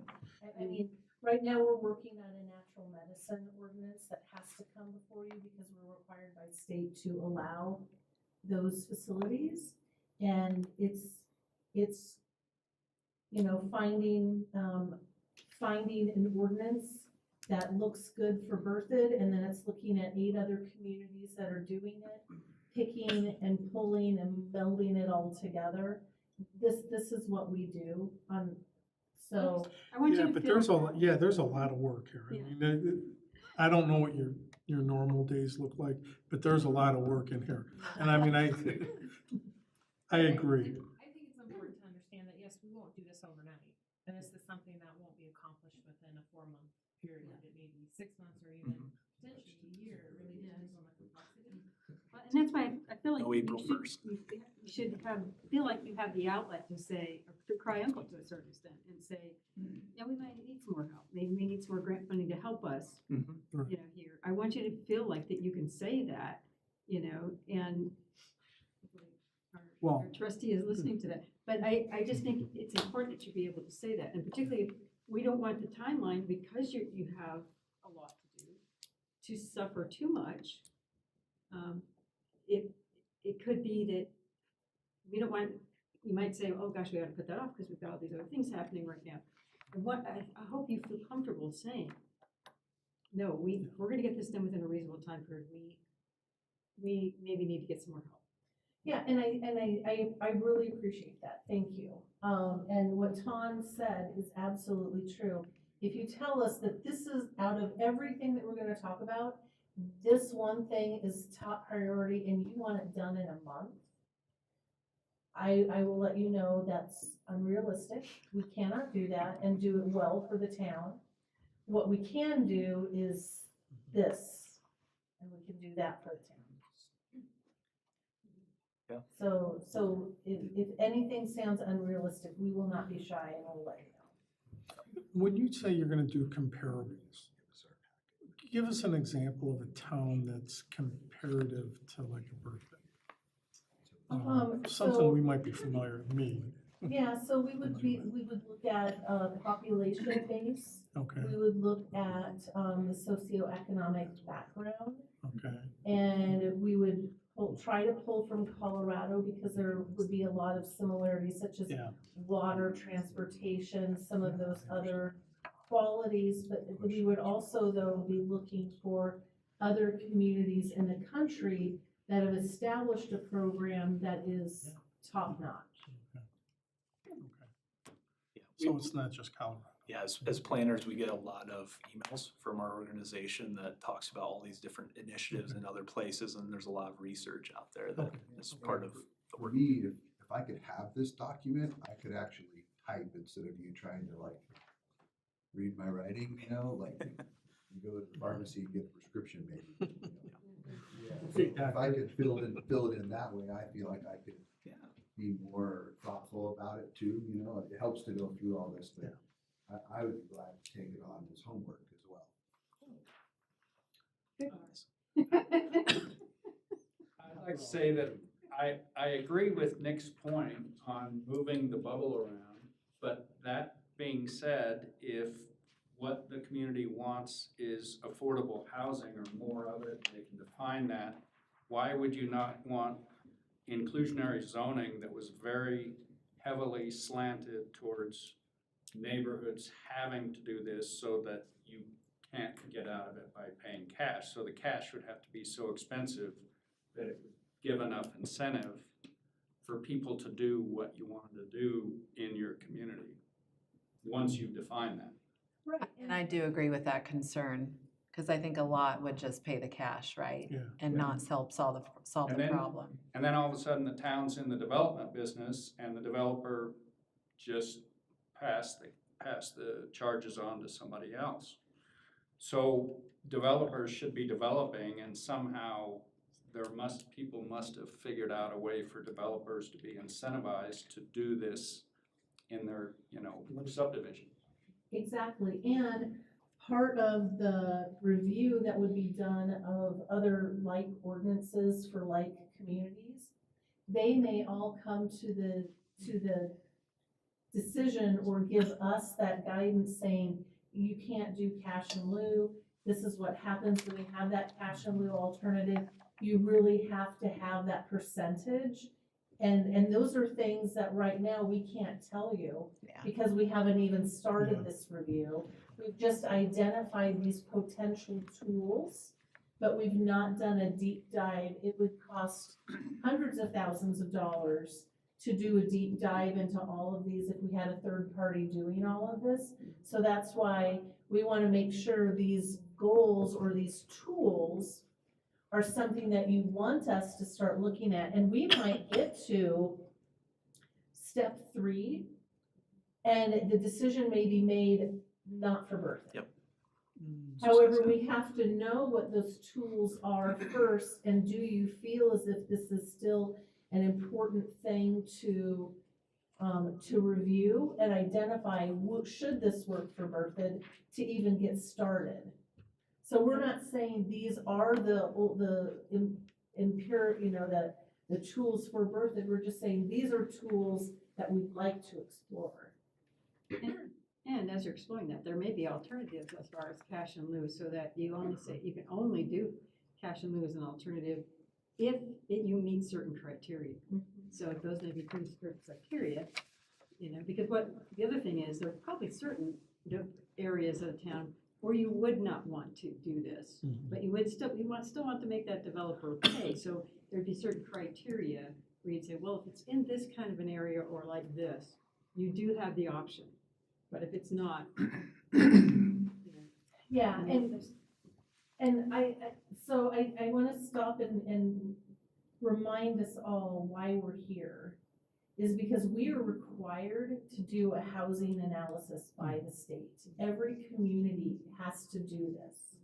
We got a head start in this requirement because we were able to get a grant that funded this. And then now we also have other requirements on top that were passed by legislation last year. So Berthoud is kind of ahead of the game, ahead of the rest of the pack in coming up with this plan. But this plan doesn't dictate what we shall do. This plan is saying, here's all the data that the state requires us to gather about housing in Berthoud. Now the next step is, what are we going to do about it? And we're at that last stage in the game now, is what are we going to do about it? And here are all these potential tools that can work for Berthoud, and they were initially vetted through AIRS, through staff, through you all, what might be palatable in Berthoud. So that's kind of where we are now, is here are these tools, and we're just listing, how are we going to make a decision? Does this tool really work for us? Yeah, these are all different qualifying strategies or tools. And the state has a list of all those different ones. If you remember, we went through it, we created a bunch of different ranking, and you guys identified the kind of your priority and which ones you want us to explore a little bit more, and want us to build some framework on how to, so that staff then had kind of a roadmap that they could use. And so that's kind of where we're at, is we have those strategies, those tools here, and have kind of started building out, these are kind of the steps we think the town or staff should work through, or the partners should start to consider as part of that. And what's great is, as you're seeing this, you're starting to see how long it might take, the complexity of some of these, and how they intertwine as well, which is really, I mean, it's kind of enlightening to kind of be like, wow, I didn't know that this tied to that, which tied to that piece, or it could, how we could build a program for Berthoud using all these different levers and tools, which is really kind of the fun part for you all to be able to help guide that. Let me be a pain here. Are we ready to move on to the next one? Yeah. Well, can I just a couple more comments, just because I took the time to review all this? So I just want to point out that, I mean, Berthoud Habitat can certainly continue partnering with the town, even when it comes to pursuing those grant programs that may be available. The great news is that affordable housing has never been as top of mind as it is today at all levels, whether it's local, state, or federal. So it is time to strike while the iron's hot and capitalize on that opportunity. And then just a little commentary on item 7, leveraging external partnerships. When it comes to a housing authority, you know, do we really need our own? Probably not. Do we need to partner with Loveland? Probably not, but I know that because of relationships that we have with them, we can collaborate as needed. But if we needed to tap into a housing authority support, we have direct access to Housing Catalyst because we're within their area of supporting Larimer County.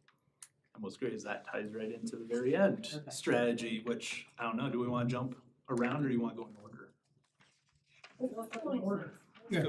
Let's keep plowing through. It's 7:30. I know we're not through the first one. The first one is honestly the most It difficult. is. Yeah. So if And the we- next one's probably the second most difficult. Yeah, and so if we can just get through these, I think, is Yeah. this discussion helping you, or are you even more frustrated? Be honest. It's okay.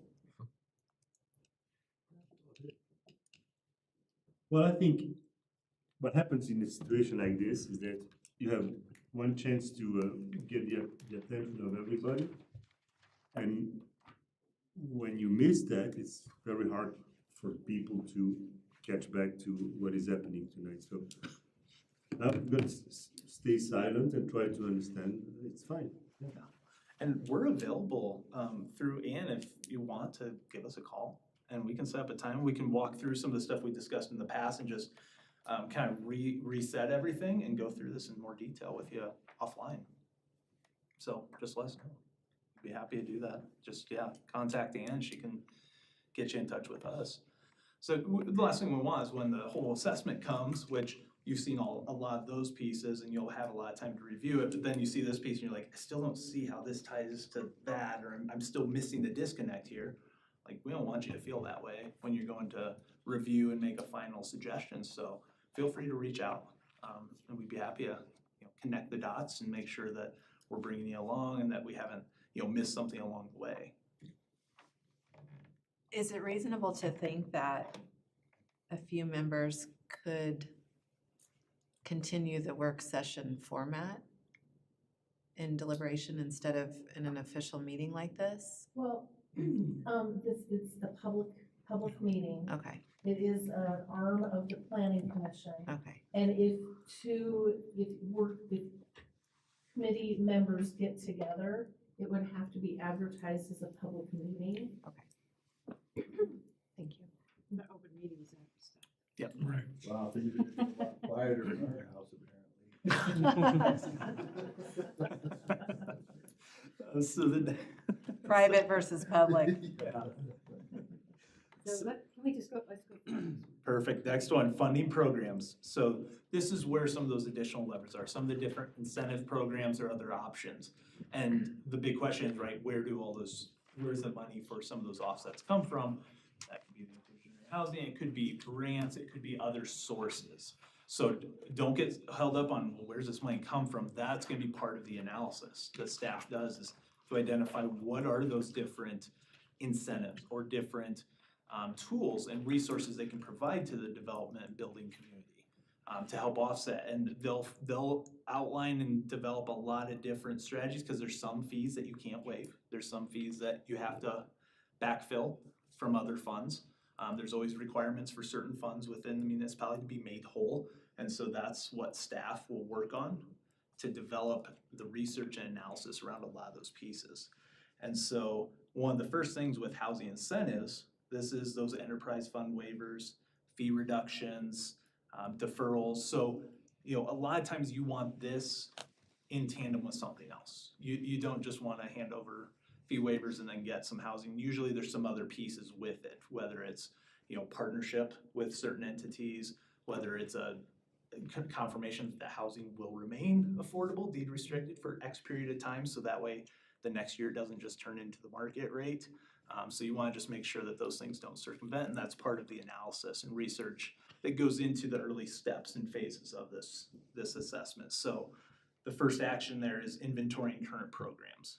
So you'll identify existing waivers and reductions that are established in town policies. There's some in place today, and part of those will be assessed, like, is that working? How is it working? Where have the barriers been? What are additional opportunities, or what's holding it back from providing some additional credits versus the, what was it, like 4, 6, 2? I was wishful thinking. So, you know, there's 2 credits available today, so how do you get to 4? You know, how do you just start to make some of those incremental steps, or whatever it may be? Outline the gaps in those current programs. What is missing? And evaluate what are the goals. So we want to do this incentive, but what is our goal at the end of the day? What are we trying to accomplish? Yes, we know we're trying to build or get affordable housing, but how do we do that through that incentive program or through that waiver? And then how are we making the town whole so it doesn't just become a burden, a cost burden to the town? The next thing will be the research, that heavy research and recommendations. So this is where staff or partner agencies or a collective, if you know you jump to the very last strategy and there's a task force or something created, who knows? That's where that group, that person, those entities, where they'll start doing the research, best practices, what's being done. Very similar to what we talked about with inclusionary housing. What are other like communities doing for fee waivers, for reductions, for deferrals? How is it working for them? What roadblocks have they experienced? What challenges have they seen? And then evaluating those financial feasibility. So all the different programs that are available and optional. Evaluate the potential impact. So again, what does it do to the tax base? What does it do to the local revenue, and how do you make it whole? What are then the tools that they're using to make their funds whole? And do they have other programs in place? Outline recommendations for new incentives. And so that's where staff then will start to say, okay, yep, these probably don't work for us. These maybe do. Here's our list, here's our recommendations, bring it back forward before appointed elected officials and say, what do you think? What do you think is best for the community? And then implement and evaluate. So this will be very similar to a lot of the other steps you saw. You know, implement it, evaluate it. How's it working? Is it achieving the intended outcomes? Are you having builders or developers saying, it's a great tool, but it just doesn't work for us in these situations, or it's just not quite moving the needle where we need it? You know, we've tried it. It was actually more burdensome to try and follow all the steps that were required. So, you know, that's where then you make adjustments and modify. And of course, continue to assess staff. You know, can staff manage that program? Is there a need for an additional staff person to be able to help administer those incentive programs and manage the funds? And then, of course, leverage the existing partnerships. You'll see that pop up all over because it is a partnership effort. It is for the community. Any questions on that one before we flip over to the next sub-strategy? Well, am I on the right? Should be A, 3 of 12. Okay, I'm just looking at the funding programs for attainable and affordable housing under B, dedicated funding. Under which one? B, dedicated funding. And then so we have the fee study as number one. Oh, are we on the next page? Sorry. So, since I'm new to this, Yeah. and we do have somebody in the audience, can he speak? Okay, it is open. Well, I just wondered, so B says, consider aligning fees with home size and affordability criteria for projects not allocating affordable units or land. So I'm just curious, because when we started this process and we had those group sessions, Yep. right, with the community, Mhm. I think his perspective was really interesting, and how, and that came up in our conversation, right, as one of the incentives for developers, because they're paying the same regardless of the lot size. Yep. So I thought that that might be important just to dive into a little. Yeah, if so, everyone kind of gets up to speed on that, Yeah. that perception, so, Mhm. I don't know. Do you want to speak? Is it okay? Yeah. Madam Chair? Okay. I don't know if you want to speak to that? Not to put you on the spot, but I know that. That she's putting you on the spot. Kind of That- picks you up. I think it picks you up if you talk loud enough, I don't know. Okay. I just think it's worth understanding more. You can. And so, Sorry, you have to come up so Oh, that the microphone will pick you up. so I knew Ann would have a rule for me. Tried to let you get. And Hi, I'm Alex Whitey. I don't know if you all know me, but I'm with HD Land Partners and Tate & Associates. HD Land Partners is the developer here in town, and Tate & Associates is a consulting firm that does civil engineering, survey and planning. I've worked for them for 21 years. I started out working for them and then kind of spun off into the development deal, just due to everything that we learned going through the role of a designer.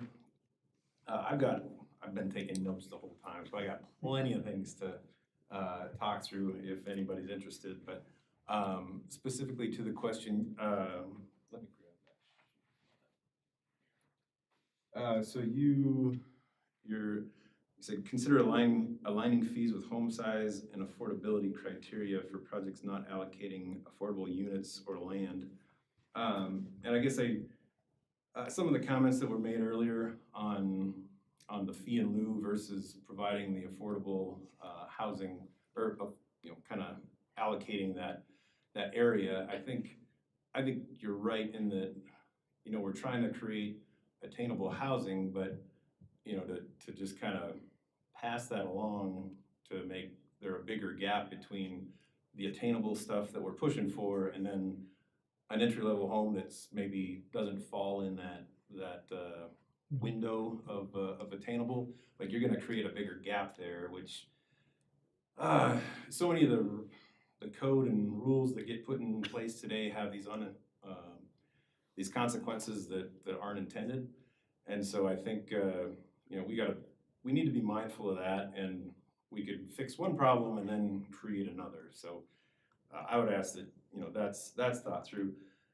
But if there is if we want to spread this, say, evenly across all the different sizes of housing, I would say some sort of a sliding fee would make sense, so there's not as big of a gap. If it were a per lot thing, it's going to create this big gap, whereas if it's a sliding scale, where there's a certain fee for a $450,000 home versus a $3 million home, I think that needs to be thought through to not create those large gaps, and have minimal fees for getting close to that attainable level, and larger fees for I think somebody mentioned the mega mansions or mini mansions or whichever. Would you recommend, I guess when I look at that, I mean, when I think about lot size or square footage, or is there another metric that would help us develop that sliding scale? I mean, we're talking about cost of a house, and so really tying it to the cost of the build is in the building permit fees. Those are kind of those vary based on the cost of the construction, and so I think that, to me, that's kind of the way to most evenly spread it amongst the different cost ranges. I mean, when I think about lot sizes, I mean, I see some lots that can have a $3 million house on it and another lot that could have, you know, $500,000 or $600,000 house. So, you know, trying to understand how you develop that is, I think that's the trick, right? Yeah, and I guess also, you can have a larger lot, but for instance, we've incorporated in one of our developments a larger setback, and so the lot doesn't necessarily exactly tie to the value of the home. It obviously, you know, we're kind of in the middle range of the housing prices, and actually it's quite high in the neighborhood, but that middle range kind of keeps moving up, obviously, in value. But yeah, I've got I don't know if you care about any of my other thoughts.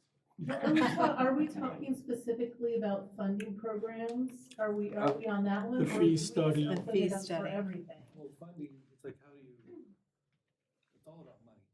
This whole thing comes down to money, no matter where we go on it. And in all the years that I've been on planning commission and on the town board, the need for affordable housing's always been there, but it's not always in the menu of the builders. The builders that come to town don't always have a product for this. So how do we get more people like Mission Homes that have products that are affordable to build? Oftentimes, we've had lots come in and they say, we're gonna build these smaller homes. And then they get into their project and then they come back and say, hey, you know, we changed our mind. We don't wanna build those small homes now. Now we wanna build more of these big homes because we're making more money on them. But, you know, in their initial review that they came through, they said, no, we're gonna build these size homes here, these size homes here, and then they changed their mind. How can we convince developers that, why not build something that will sell in less than 30 days versus something that's gonna sell maybe 90 days? I'm just pulling numbers out of my head for selling it. You would know more on how fast a $500,000 home sells versus a $1.2 million home sell. So, but I mean, it seems like the Mission Homes are gonna sell a lot quicker because there's a waiting list for them, because we aren't building enough of them, because we have a shortage of them.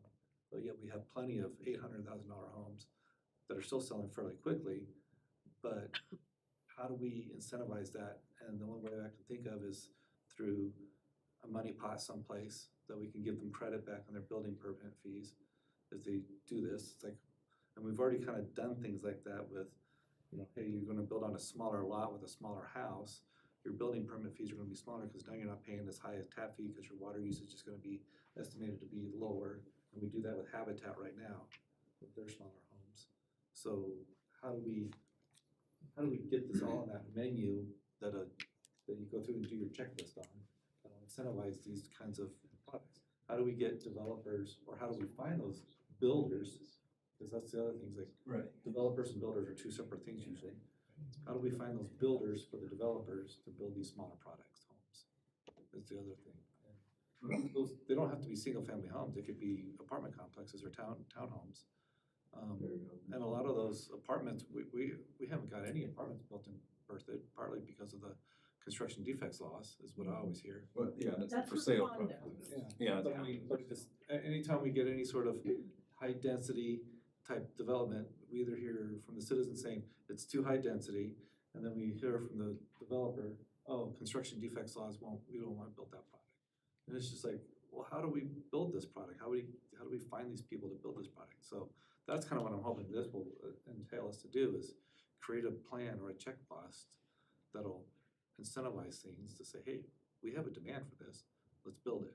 I think if I may. And I like your sliding scale like that. I think the best incentive that a developer, or so that two of the main costs that we incur that would really not cost the town to incentivize are water and timeline.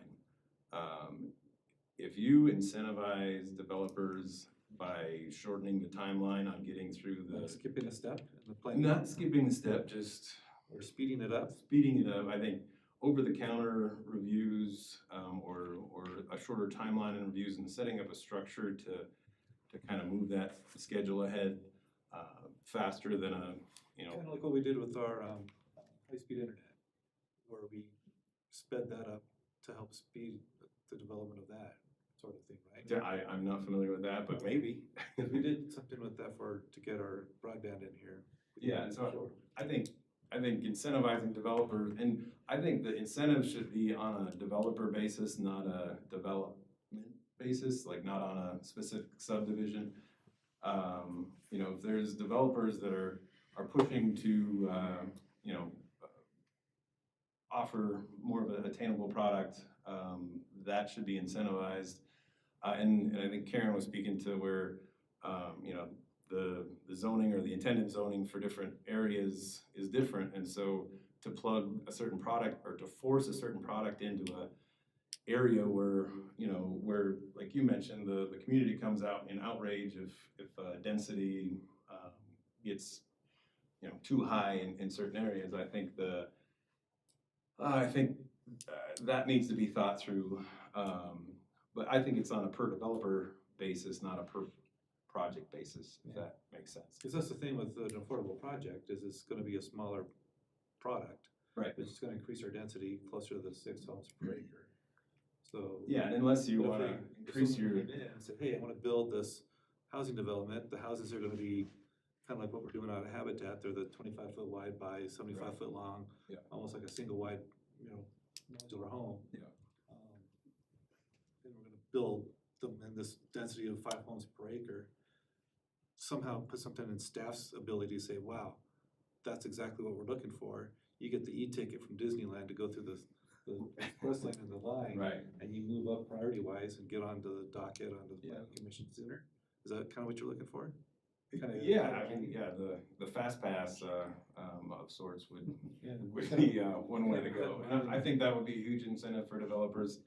And then, you know, I think Berthoud's water fee is, you know, up to a certain square footage, you pay this, and then to this, and then the next one has another trigger point. And actually, we've kind of sized our lots based on, you know, we can get up to this point and still have that one SFE, you know, water allotment. And so if that were more, I don't know if it's a sliding scale so much as a per lot approach on, you know, incentivizing xeriscaping and kind of putting in a program that reduces that water cost will also reduce the end sale price as well. Because the one nice thing about these smaller units is that they use less water. Right, yeah, and so I think, but these, you know, set instances where that jumps is driving developers to kind of hit those certain marks. Or, you know, maybe they have a standard size that they just stick to no matter what with the more production builds, but I think that could be thought through as well. But I think there's a lot of incentives that the town can provide that don't really cost much or change the cost that the town is putting into it. And it just kind of incentivizes to follow another process to incorporate that type of product, so. So I can jump in from staff perspective on a couple things that Alex has mentioned.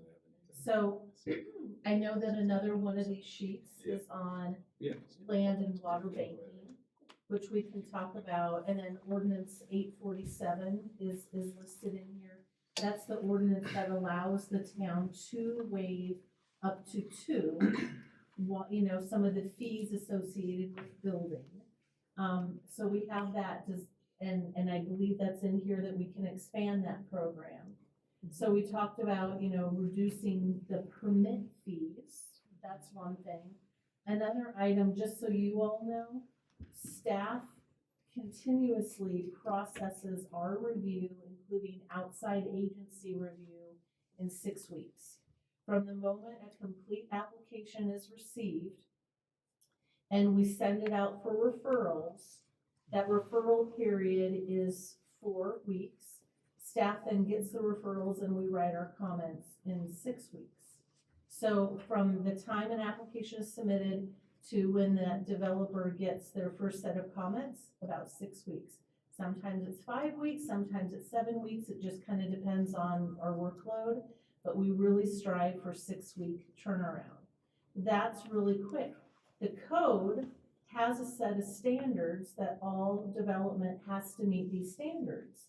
A lot of times we'll get a development in and we're spending a lot of time working with the development community to meet the standards, to explain how a project is meeting those standards. So either if you want something to go through really quickly, then you have to reduce your standards and expect less than what you want in order for some of those developments to go through quickly, or staff then works with the development community a lot more before they submit an application. And we're doing design charrettes, we're doing a lot of that before they submit that application to make sure that the application that's submitted does meet town standards. And then I will say, it is, I'm gonna be vulnerable here, that if a development meets the standards, meets the future land use map, meets everything that's in the comprehensive plan, and we bring it forward, and there have been instances where things have been overturned, and, you know, the planning commission approves, and then it goes to the trustees, and it's denied. It really puts staff in a very difficult position to tell prospective developers, we can guarantee you a transparent process, but once you go to public hearing, we can't guarantee anything. And that's really hard to do, and a lot of developers actually don't want to come and develop because they're not given a certain process. Now, every community throughout the country, that happens. Decisions are made for political reasons that are outside the box of the criteria for approval. That's understandable. It happens. However, if we have a clear and certain process, that's also going to incentivize development to bring forth developments for consideration as well. And so we have, if we want to look at what are we doing as a town, we have to look at every aspect of that decision-making process, including the town trustees, including going to planning commission, including what can we do. Tom, Ethan, and I are always asking each other, what can we be doing to make this go more smoothly, to make this more transparent? How can we help? Because being stuck in a development review process for 2 years, for 3 years, eight renditions, it's exhausting. For everybody. We want things to move fast as well. We have a set of standards. We have to hold people accountable to those standards. And if they can't be met the first time, the second time, the third time, whatever, it's really difficult. So, and we're also asking developers to explain things more because of recent activities in hearings, because of public sentiment.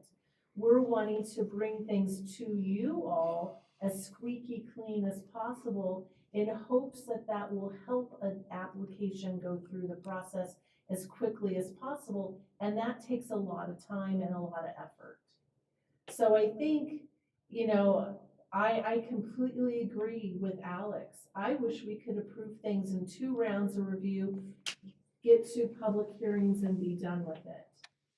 Unfortunately, we live in a time where public sentiment oftentimes is swaying the decision outside that box of criteria. And that's the hard thing that no one can control. So, all right, I have been vulnerable. Yeah, It's a and I great appreciate point. that. No, We- I think and that's, my- yeah, we appreciate it. Because I do hear a lot of feedback in the community, right? And some frustrations. So it seems like, and even when you look at the Prop 123 requirement to fast track for affordable housing initiatives, it does specify complete application and thereafter. So it seems to me, as I've been in this realm, in this room, hearing whether it's the Board of Trustees or the Planning Commission, that the length of time and the costly aspect is the whole period of time leading up to the complete application. So could we incorporate an element pertaining to that part of the development review process to hone in on and massage and streamline a little bit more? It sounds like you guys definitely have those conversations, but there still is, right or wrong, perception can become reality, but I think there is a lot of reality out there because it is so expensive, to truncate that where possible. And I'm just asking, because I'm new to this whole development Yeah, thing. and by the time a developer brings something to you all, oftentimes they have already expended hundreds of Yeah. thousands of dollars in engineering and planning and traffic and all of that before they even get to you. Development is an expensive risk. The reward is also a very high dollar, it can be a high dollar reward, right? So you have to balance the risk and reward of being in that development realm. Well, and not all developers are the same. Some are very open to fitting their process into the towns, and some are not. And those are the ones that, tend to drag out forever because they just don't, they think they can spin it a different way and fit it into your processes, and they can't, right? And so that's where I think the developments get strung out so long, probably more than a bandwidth issue on your behalf, right? It's you're doing what you can do, but if they don't want to take the input that you're giving them during that process, and they come back and give you 50% of what you said they need to get done to get to the next step, you can't control that, right? Yeah, and it's very hard, and we realize that as staff and as the town as an organization, we can take things to that 50-yard line, right? We can offer a cafeteria plan of lots of different opportunities. Town trustees, planning commission have a vision that is, we want the town, our comprehensive plan won an award from the American Planning Association. That's a really big deal. That comp plan now has informed our land use code. So we have a very good comprehensive plan. We have a very good land use code. And it's doing a pretty good job. Are we there 100%? No, we're never going to be. But are there things we can do to get to completely embody what that vision is? Yes, and just remember though, when we want to achieve that vision is going to cost. So how can we use this time to, what can we do to reduce costs so that everybody that wants to can live in Berthoud? And I think that's where we are tonight. And Alex brought up reducing the time. We're there. We want to do it. And I think we're starting to set that stage to help the development community understand what is going to be required to do that expeditiously. I also heard fee waivers, that would be. Sliding scale. Yeah, sliding scale, fee waivers. I've also heard waiving water, sewer taps, things like that. So maybe we just need to keep going down here, on what could be tolerable. Aren't all those things intertwined though, to a certain extent? For example, water tap, with the inclusionary zoning and the pot of money that might be included, that may allow us to do that, because we'll have this other pot of money, to offset that. So it just seems to me these all come together. Yeah, different pieces really fit together, and that's why the dedicated funding, it's not one you can really talk about a lot because it's gonna take a lot of research. It's gonna take the research and analysis, and it's gonna potentially stitch in to other strategies that are considered by the town. I do wanna go the probably expedited review unless you had anything big on dedicated funding. I mean, the steps are kind of there, and it really just gets into that research piece, and identifying where does this funding come from to offset any of the costs, or is that grant pursuits, and then how's that work with the different levers that are being offered? And we are working on a grant application to apply for the development of a guidebook to walk and our process flow diagrams to walk everybody through what the expectations are and how to get to that point where you can have that 90-day development review. So we are going to be, town trustees will hear on the request on the 11th of March that we want to apply for grant funding in order to do that. It will be a very inexpensive request to the state in order to pull in a third party to just quickly get it done for us. That's awesome. And so as we look at expedited review, since we've talked about that a little bit, we talked about Proposition 123. I know we've talked about that at a couple of meetings. And the statutory requirement that if you opted in, which Bertha did opt in, and you have certain parameters in place, but part of it is to establish an expedited review process for affordable attainable housing based on the metrics that are in the statute. What's great is I helped work on the guidelines for DOLA, so I've been working with Ann, and so what we're doing as part of our code review, and that's why the code review part is, as Ann mentioned, I mean, there's a lot of good stuff in code already, so it's really hard to identify like what would you change just in code by itself and what would that do for affordable attainable housing. But one area that you do look at is the process. And so looking at the process, how do we establish either through code or policy this process, this expedited review process? And so starting to outline some of that framework and guidance forward, and a lot of it is that early work, working through concept reviews and preliminary discussions so everyone's on the same page.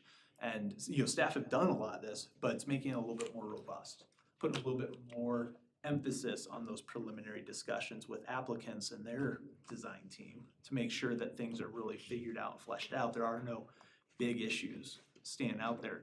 So when they drop off that complete application, the clock ticks and staff is rolling through that.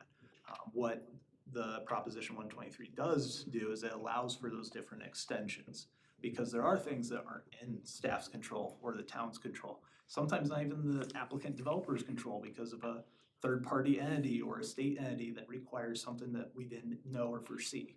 So it allows some of those extensions because of those unique circumstances. So those will be things that we look at as part of this discussion. It just seems like we have so much going for us as a town, right? And the opportunity to really serve as a model, especially with Prop 123 and how we do this, because we already have an award-winning comp plan, right? And so people are looking to us in this area because we do have substantial land and opportunity, and the growth is coming towards us. So I think that's an amazing thing to celebrate.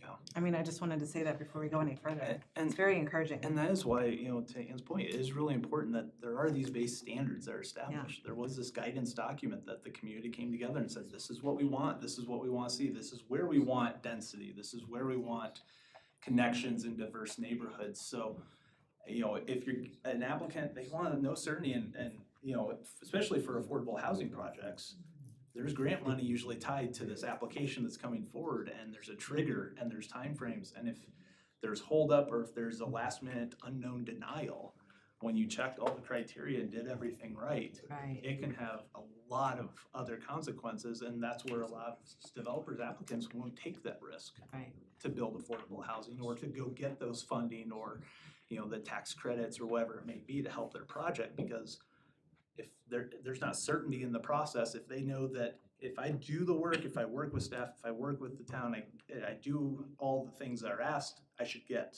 approval at the end of the day. But if it's I'll do everything that's required, but I don't know, it makes it hard for them to move forward. And then there's all the emotional and political side of it. Yeah. Because completely out of. And it's hard for an applicant to say, yeah, I'm gonna go here and I'm gonna build because I don't know what's gonna happen.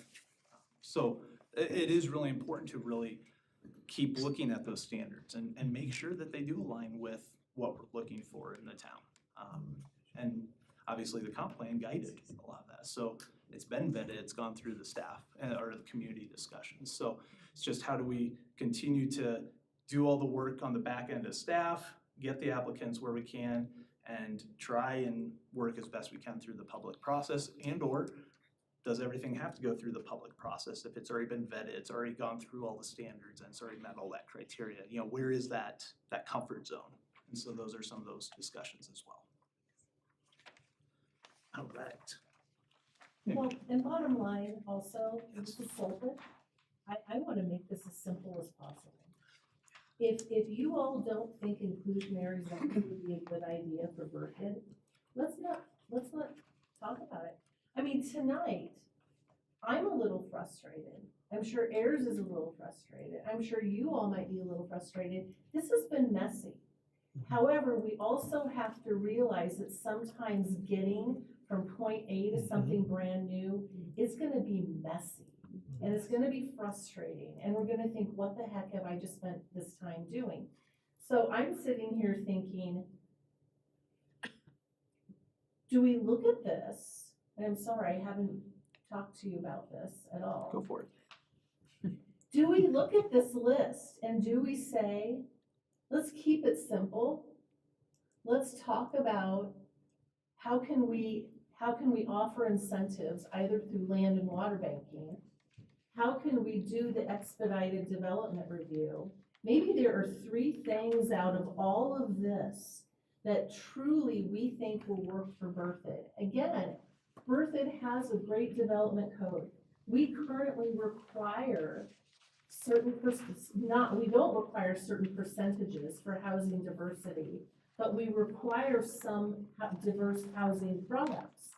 Maybe we need to be looking inward to our current code and determining what can we make stronger so that we do get the same outcomes that inclusionary zoning may require, and we're so close that we can do it by making some tweaks to our current code. Maybe we want to expand the number of units through Ordinance 847. Ordinance 847 was passed by the town trustees, and they've said that certain development fees can be waived for 2 homes a year. So what has happened is Habitat has capitalized on that opportunity. A request needs to come before the town board of trustees because it's a financial outlay. Staff can't make that decision because it's, taxpayer money.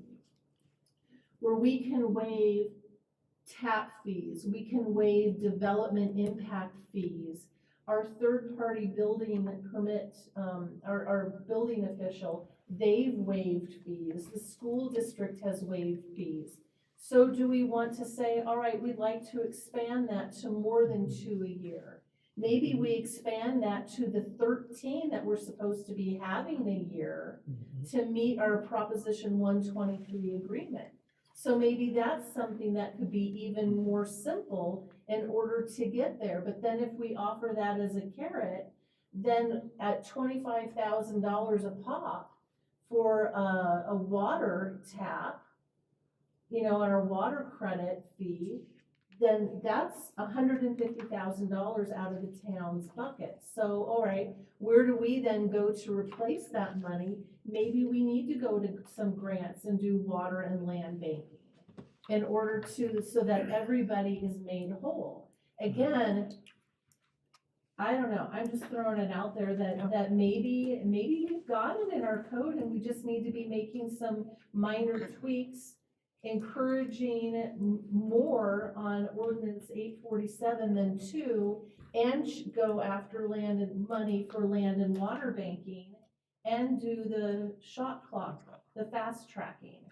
And so maybe this whole process, we can help narrow it down to make it even more simplified. Maybe we I'm take much that more in approach. favor of that plan, that idea.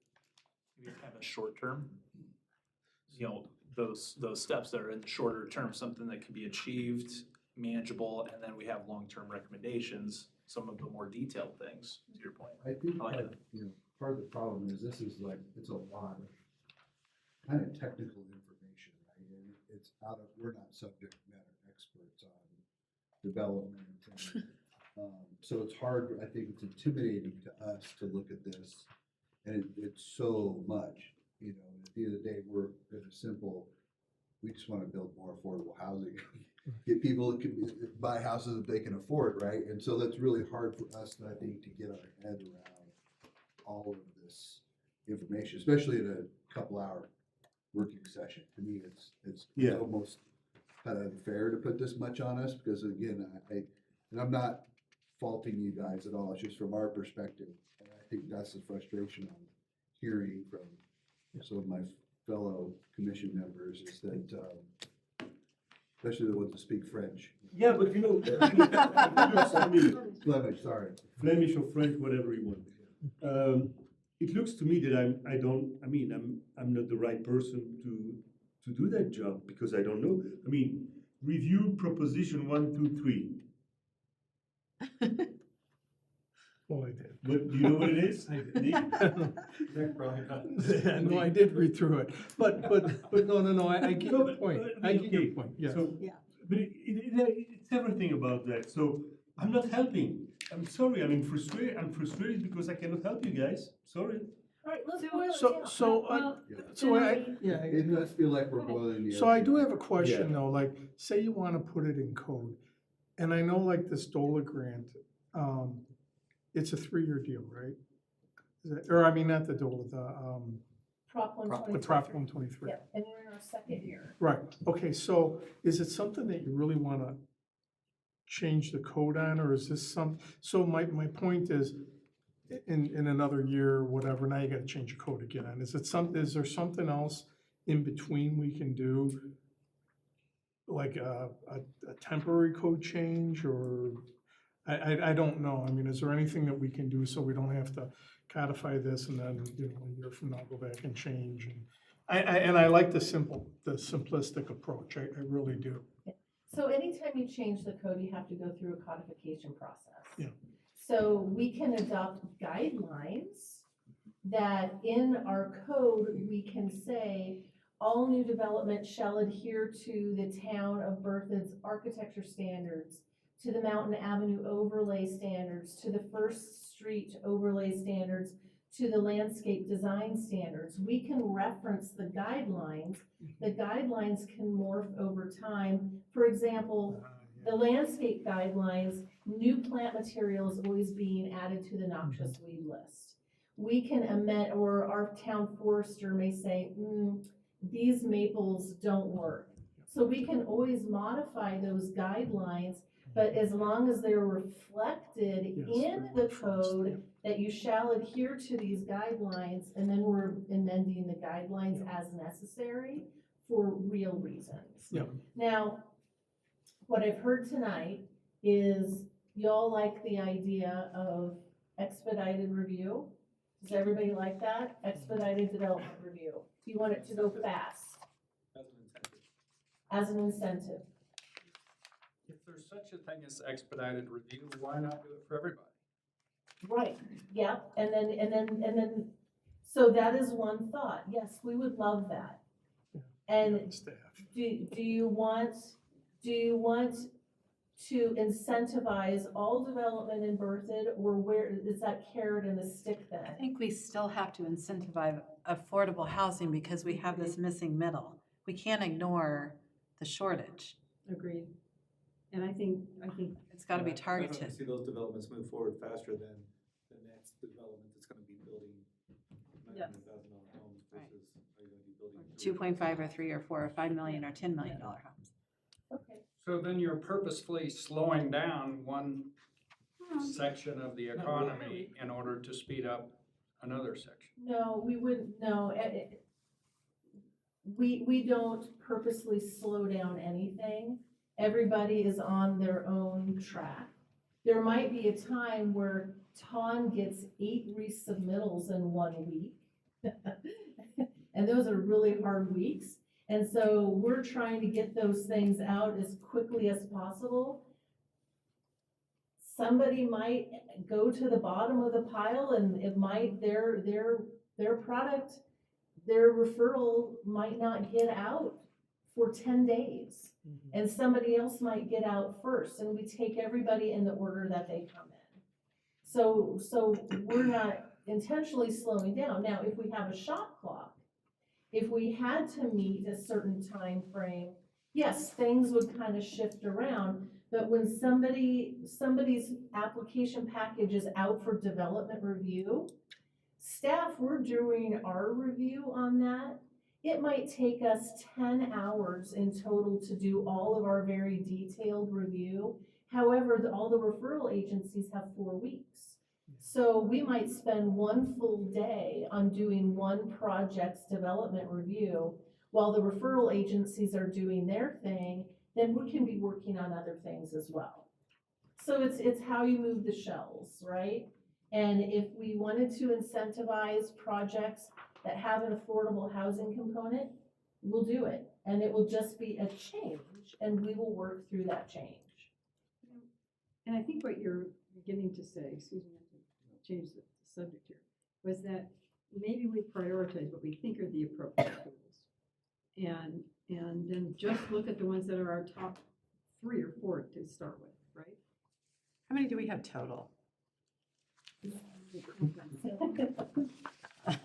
We need AI. I mean, I think the big tamale has to be accomplished at some point, but I think we're gonna get so buried down in the weeds of all of these details that I like your idea. Let's identify 5 things that we can do with the tools we have today, right? And that I think would get us at least moving in that direction, and then start deep diving into more of the stuff over time, right? But we all agree that there's resources already available to do what we want to do. We just need to identify what 5 tools do we have at our disposal that the town has in their power already, so we can influence this with the developers. So what you're saying, Mark, is we have a list of short things that we already have the power to do that we could start doing. And then we'd have a list of these more long-term things that we would prioritize. That would require more staff, more staff, investment right. from the town, Right. change in code, whatever those things are, right, that are much longer term objective, right, that you can't accomplish in short a period of time compared to what you already have at your disposal. I think this is all worthy of discussion, but I totally agree. Yeah, I agree. You gotta The focus. ocean has to be boiled, but we're not gonna do it. So I think what's good is we went through, right, a bigger list and we narrowed it down to these Right. items. So it's a And- really big ocean. So we've narrowed it down. We know that these are tools that you're all interested in exploring. Yeah. How you get there though, I mean, you're not the experts to know, like, how do we get everywhere along the way and which steps and everything like that, and we can work with staff on that.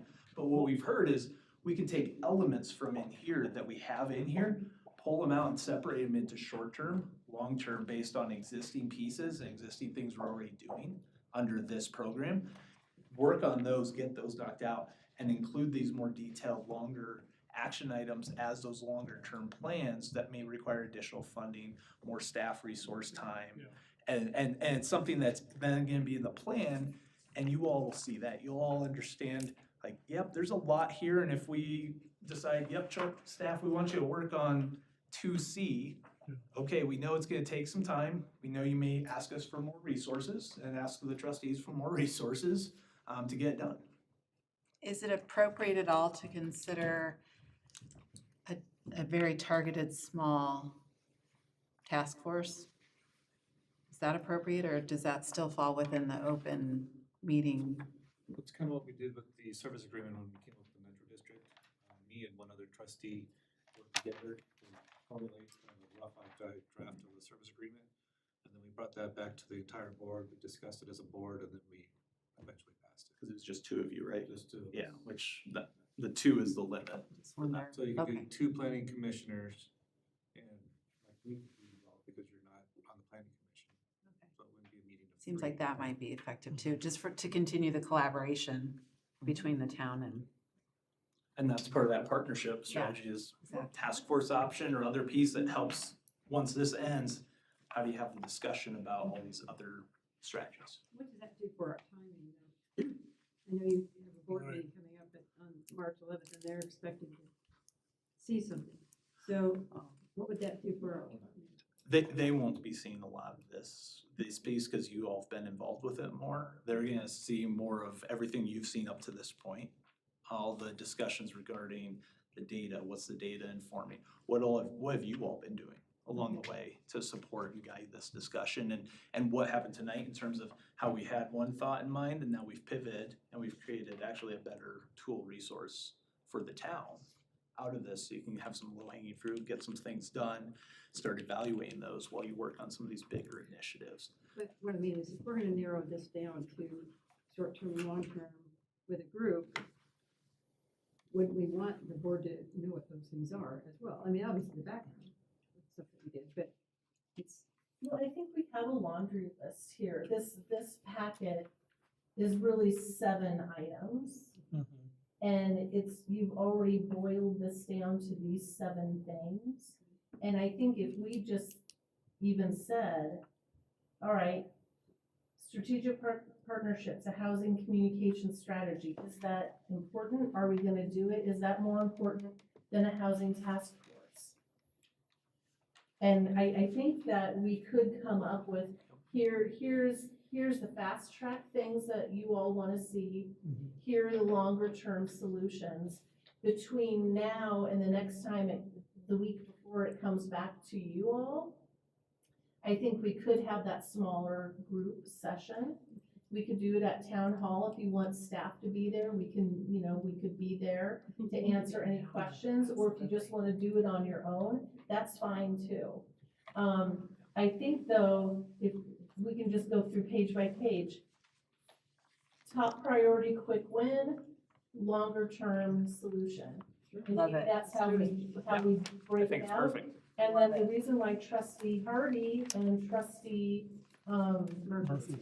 thank you, are so important to have is because then when heirs comes before the town trustees, they're going to be holding heirs accountable to be presenting what you've asked them to do. And they can also provide any detailed information from their perspective on how this has worked as well. So we can start, just run through the list. So inclusionary housing ordinance. Am I the Low-hanging only fruit, really fan? quick one. I'm a fan, but I think it's more of a long-term thing. Yep. And it could be more of that intermediary, like, it's something we wanna explore, but we know we have to do the first 2 steps.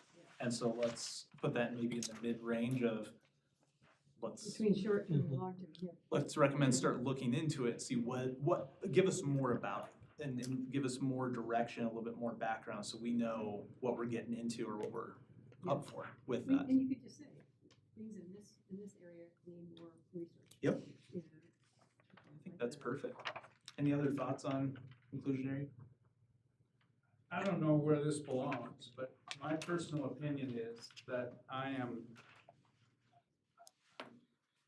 like the idea of diverse housing. And I'm not a fan of the idea of a class of housing, whether it be affordable or attainable or whatever word you want to put on it. I like solving the problem from a diverse housing standpoint. Which would then be under the code adjustments, and we So have, whatever- there's some good stuff there Whatever already. that means, that's what I'm in favor of. Which is already in the code. And so it's just evaluate it, and It's are just there having- little dials to adjust? Incentivize them to select that diverse housing. Right. You know, yeah, it's just like, there's a list, it's like, well, what floats to the top always? How do we get what we want? We're just required. Yeah. Builders can build a variety of housing types, they do it all over the place. Yeah, it's like, we gotta go through our puzzle of like, I wanna do bigger parks and less open space and I wanna do pollinator gardens. And then, okay, now I wanna go over here and I wanna do this type of housing, this type of housing. There's 2 that I've done out of the 5. You know, how do we get them to check the boxes we want? So maybe an intermediate step that can be added here is what can the town do to create more inclusionary options as requirements? And it's that first step to, maybe we don't go here, but maybe we do exactly that. Yeah. Which is that So let's standard. add that in there. Okay. I like that. That's really I good. just I want, think too, the way, when you had the little sticky notes. Yeah. And I've gone through massive, like, global strategy sessions where there's no way you're gonna get 35 countries to all agree on a document like this, right? So it literally comes down to sticky notes and ranking, right? And that's easy for me to visualize and see the headline, and it's not so technical. Okay, that resonates, and, I like that. you know, so. So we said that, yeah. So with inclusionary housing, what I've heard is inclusionary housing is something mid to long term. Want to understand it a little bit more, which is going to take a little research at, you know, the staff level to be able to provide, this is what that could look like. But in the interim, look at the existing standards and requirements for the housing diversity, what's required or what's specified, and how do we adjust the dials there within the code for And because standards. that's already Guidelines. established, it's not such a heavy lift, right? Yep, it's more or less adjusting shall and X% or X number. Okay. All right, moving on to the next one, the housing incentives, fee waivers, Yes, fee please. reductions. So that's, which one is that? That's the green, page 3 of 12. So that would almost be taking a look at, do we expand the scope of ordinance 847? Yes. Yes. So that would get like a trustee at a meeting during the report, say, hey, can we Yes. review 847 and expand it to 14 or 15 homes? Which has been mentioned a couple times, for the record. So that would be the short-term step under this one. Right, and then a long-term step would be, okay, then where do we seek funding?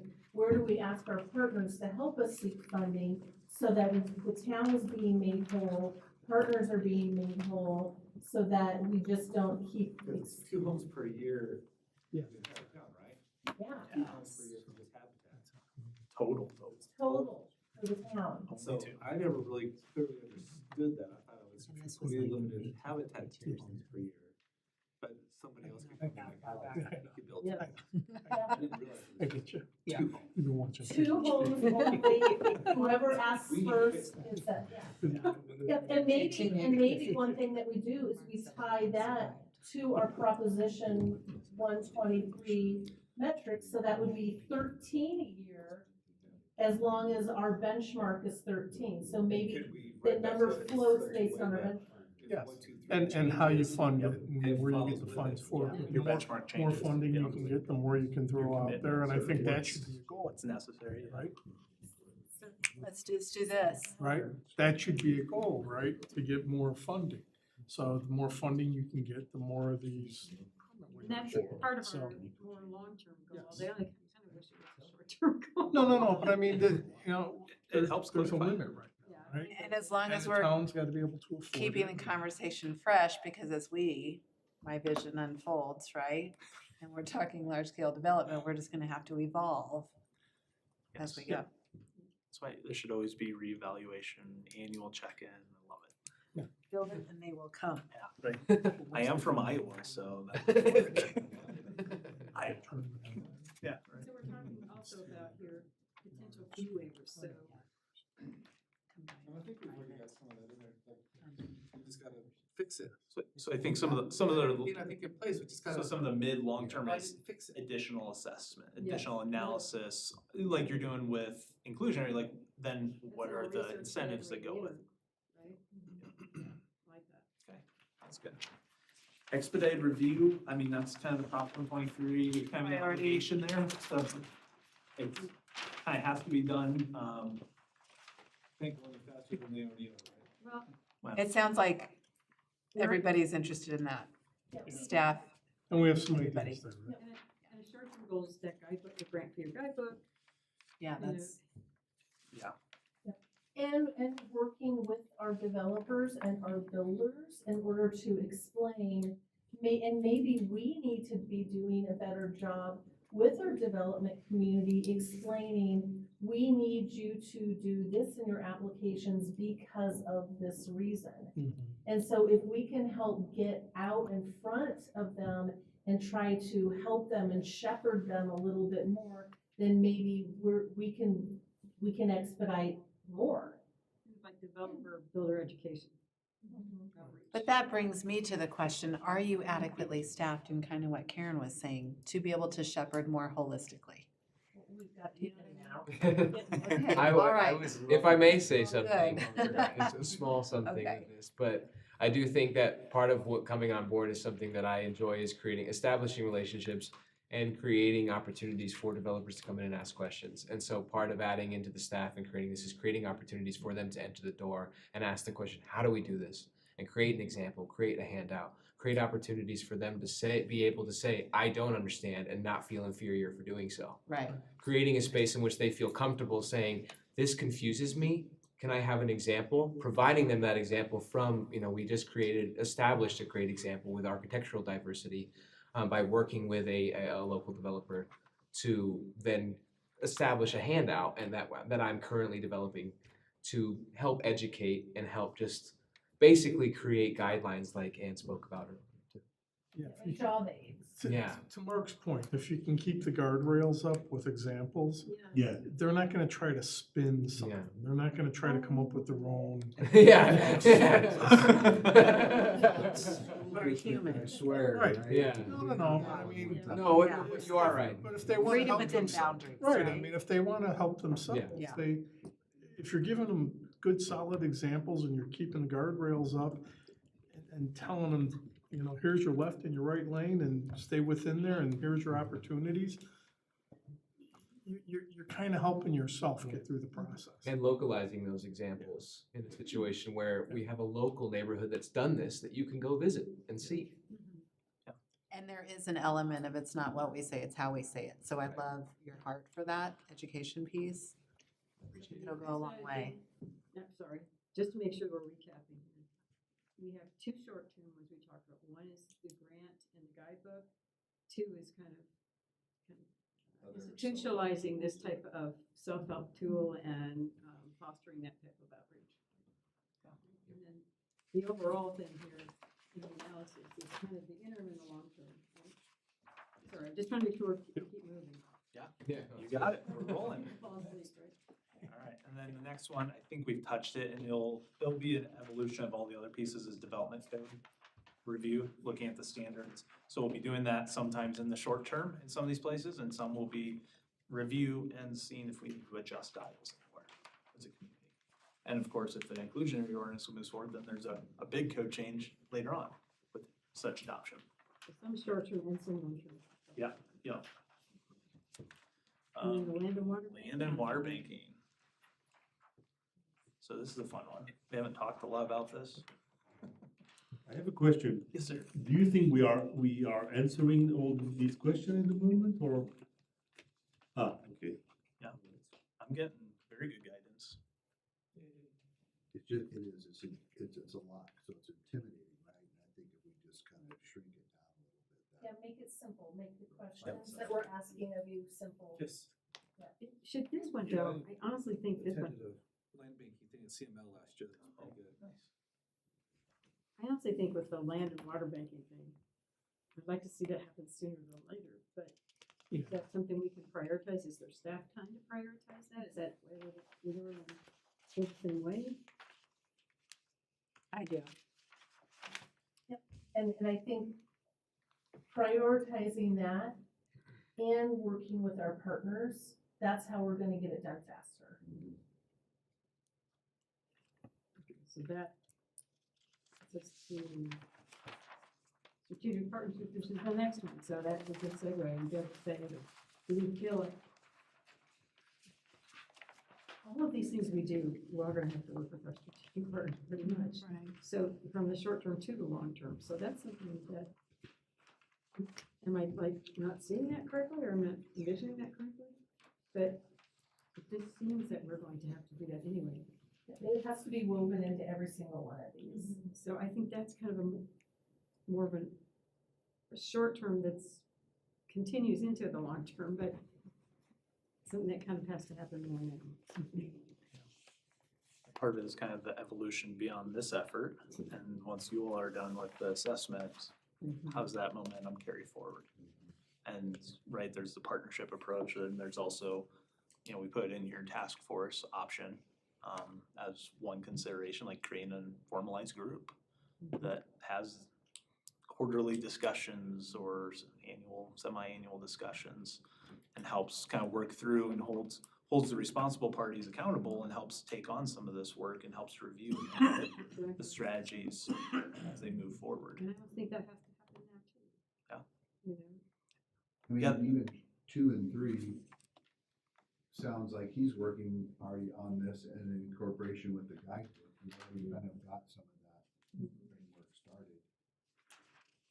Yeah, and those are things that have come up with this grant opportunity that staff is pursuing that, you know, when we did this 2 months ago, we didn't know that that grant was there and that this was what we were gonna target. But it's important because we wanna capture that it was something that was identified, the group thought was important, the committee thought it was important, and hey, we were able to start implementing it already. So in, you know, in a matrix setup, this one's status is underway already. It's, you know, being done, it's being worked through. So it's kind of like a quick win too. And then, of course, the task force was just an option. Obviously, it's something we've heard from different individuals, but it's also something we think could be a great asset. You know, is that something the group as a committee wants to see as a task force type system once the assessment's done and kind of be able to keep the discussion moving forward and then having, you know, staff take the lead on who that should be and maybe it's part of the group here or individuals from here. I do think you're right. Once we get to completion of our process here, we almost need another group to help carry that forward. So again, I think that's more immediate. And it plays into both short and long-term goals. Yeah. And it's a group that you'll continue to evaluate as things change in the community and dynamics change. Maybe you need to bring on that local banker expert as part of that committee because you're getting ready to finance something or you're getting ready to work on that effort or, you know, you need to bring in builder X because, hey, we've had some really good discussions with them. They built something really great over here. Let's have a conversation with them and have them involved as a honorary task force member or I something. can see that being evolving too. But you kind of have a core. Yeah. I can see that vision.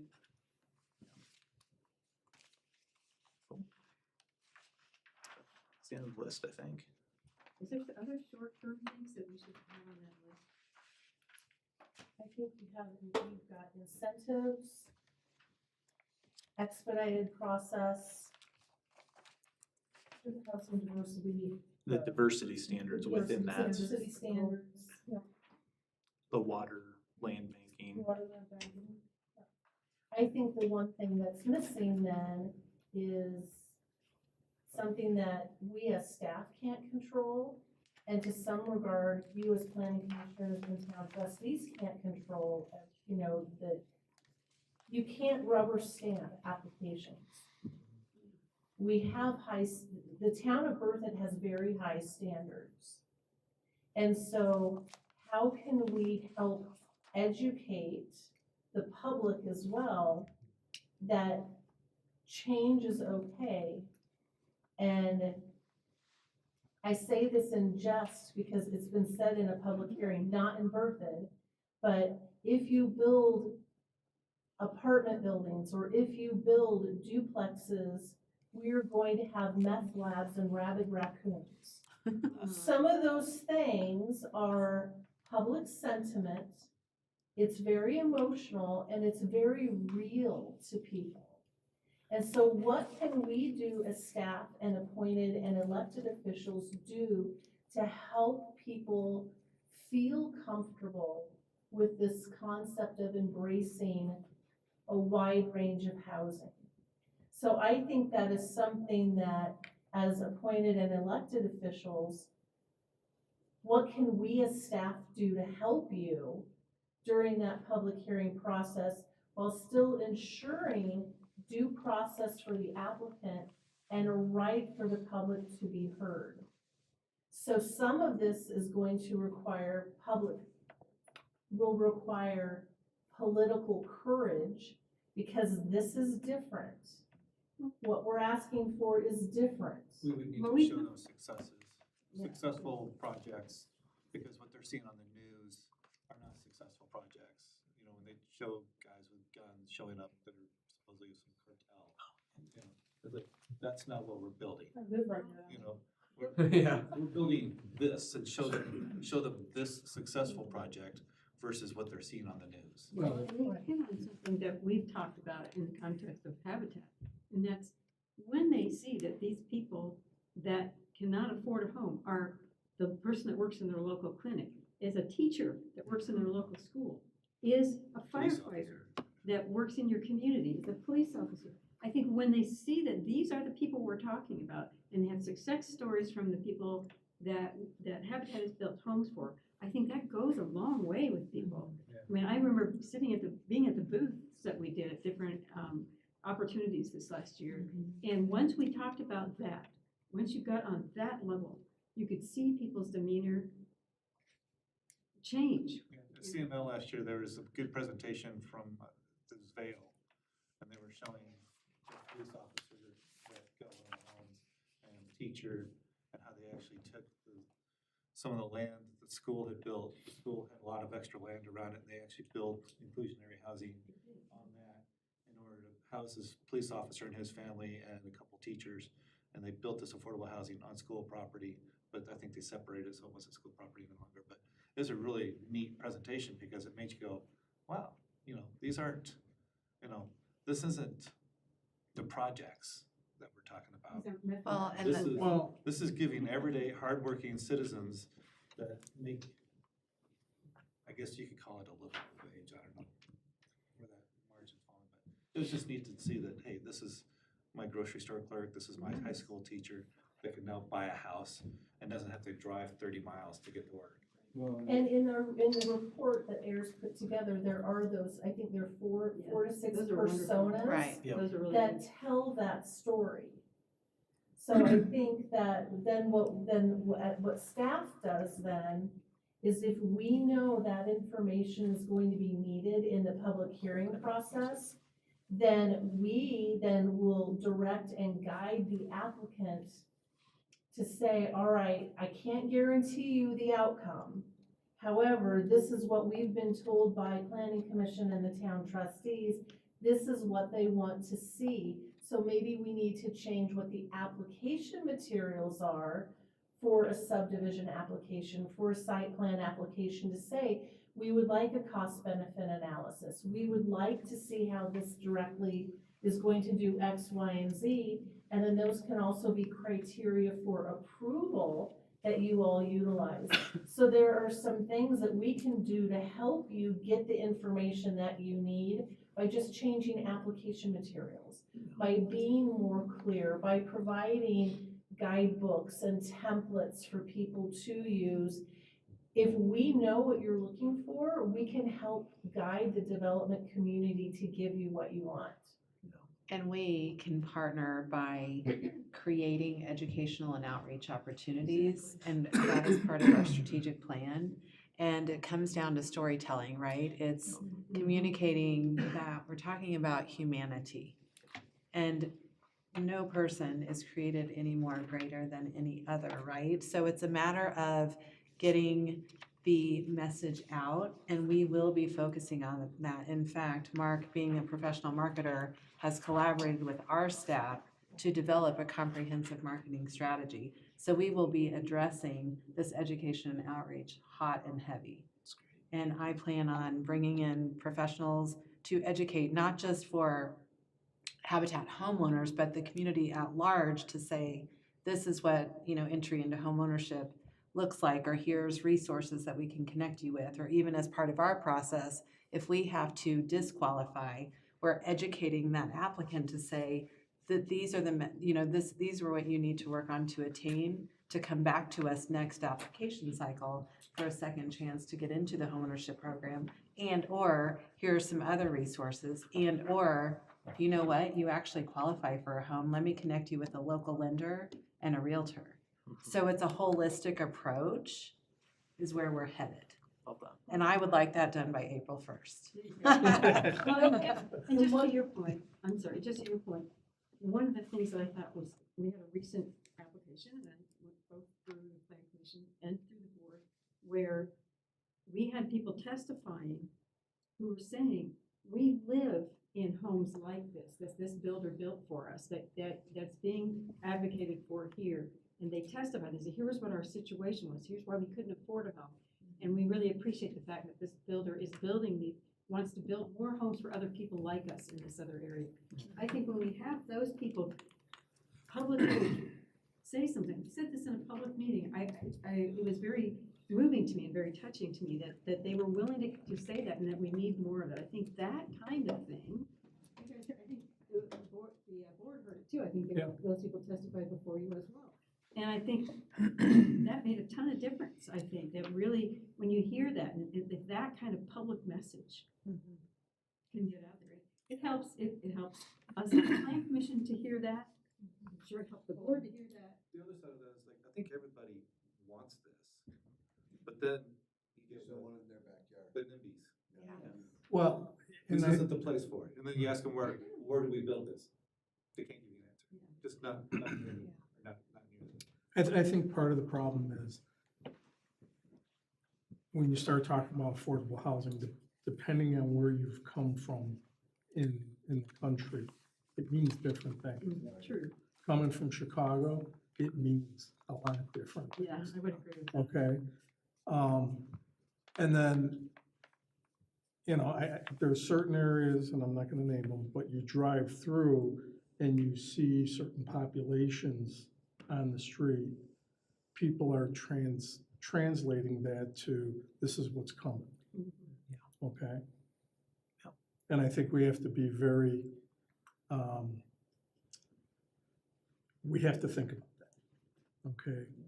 We have to be sensitive to that, because people, when they hear that, and they drive down 287 and they get a taste of something different, that's what they're thinking.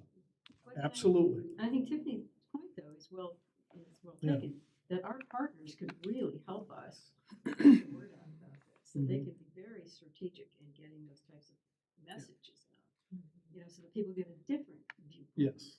And that's what And we- it's not, again, what you say, it's how you say it. So, you know, I'm gonna be hiring professionals that can tailor the language because there's a psychological element to communicate. Because again, like I speak a language and y'all may not understand it because you don't do this every day. So we need to message in a way that is relatable, again, to humanity. These are the people that are serving you dinner, you know, or whatnot. And a healthy and thriving community is one that incorporates all levels of the housing continuum. So just, there's a lot of work to do. Well, and at the end of the day, I mean, you're seeing it playing, it's been playing out in our political system. It is a public relations war. That's what politics is, right? And it is how you say it and how you message it. When you say it. When you say it, and I'm not advocating for one side or the other, but that's really what it comes down to. That's what makes it political. And getting people comfortable around something is the most important thing, right? If you can get them comfortable with it, you can usually get it done. They don't know what they don't know, so we just have to That's educate. exactly it. Yeah. So, just really quickly, want to make sure, do all of you believe that Berthoud should provide housing for all? I guess that's the first question. No. Okay. I think certain parts of California would be the same way. The Front Range is an expensive place to live, very difficult, very expensive. And everywhere maybe has different circumstances, but I don't think, I mean, the Front Range is very expensive.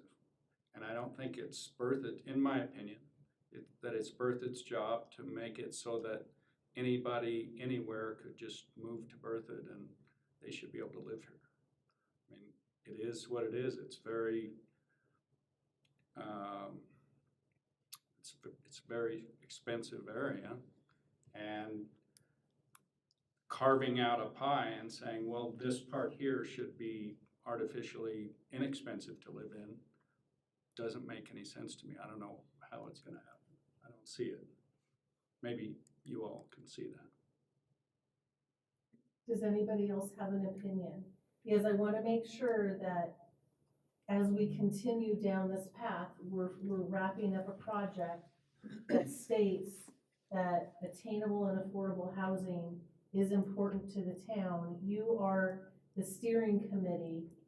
I want to make sure that you all are behind it or not behind it. Well, I kind of understand what he says, what David says. I think part of it is that entire definition of affordable housing, right? And does that mean subsidized housing, rent control, low-income Section 8 housing?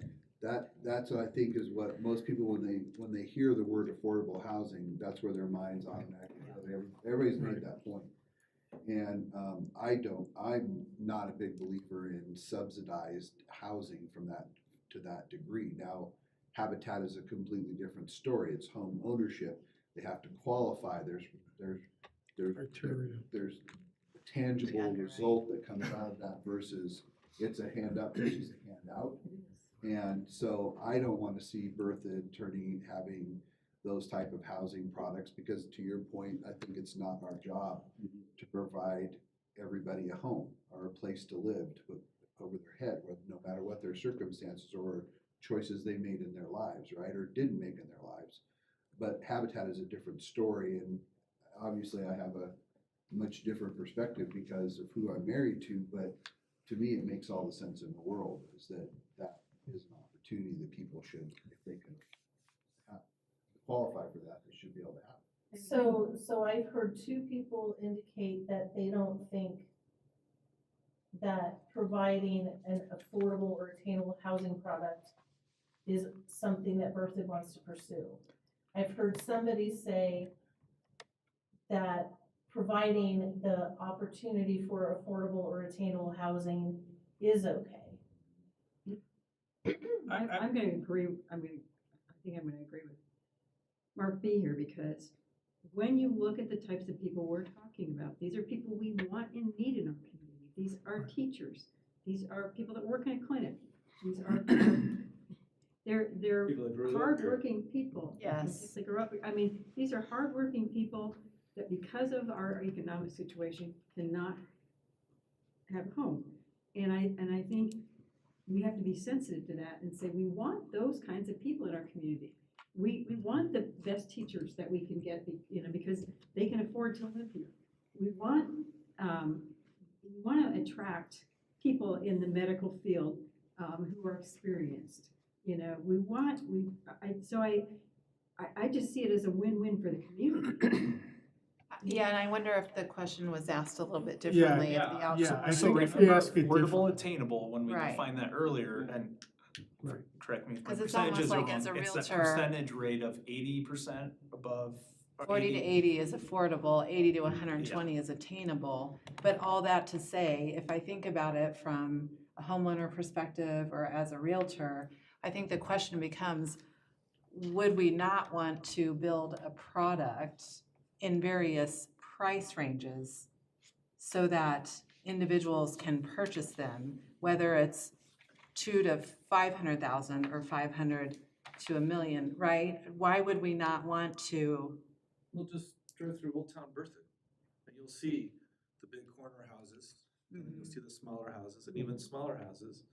The housing market through Old Town, back when they used to tilt that, is all over the place. It's not just one big house, one big house, Yeah, one so- big house, Right. one big house. Right. And in many projects I have seen, there's always different size of houses, in all the development we had to agree here.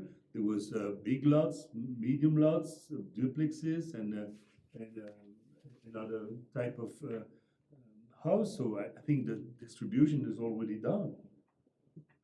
But we don't, if you pull stats, we can't even meet our current Prop 123 allocation of 13 Right. affordable homes. We're not doing it. And that's $425,000. So this is not Section 8 housing, this is not voucher housing. Right. This is what is a entry-level house. Starter for the home. Front Range in Colorado, $425,000, that is our target, and we only had 3 homes built in Berthoud in 2024 that were under $425,000. And how many times do you see on a real estate listing anything at that price? Right. You don't. So the other, back to your question, do we want to build a place where everyone can afford a home here? Even at $425,000, you might get a starter person in there. Yeah. But what happens when the taxes go up, inflation goes up, everything goes, you're trying to attract people, and I'm not saying that everyone has to be successful, because I've seen blue collar people, trust me. I think make we a need to ton be of really money. careful They- with how they- fair housing right. rules right now. I Yeah, think yeah. we're getting into some, Right. You makes me want- very uncomfortable. Yeah, you want As a realtor. everyone to be able to succeed, right? And you don't wanna, you know, I'm the type of person that believes that everyone should work hard for what they have, but you wanna be able to succeed.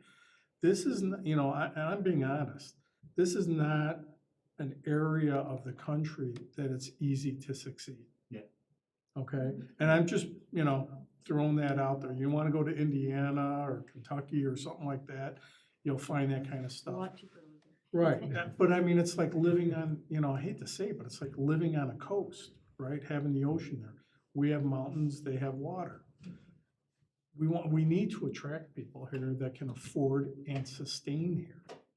I mean, we're Okay, also we talking really about our need that. children, Right, right? We're talking about, again, Right. just humans. yeah.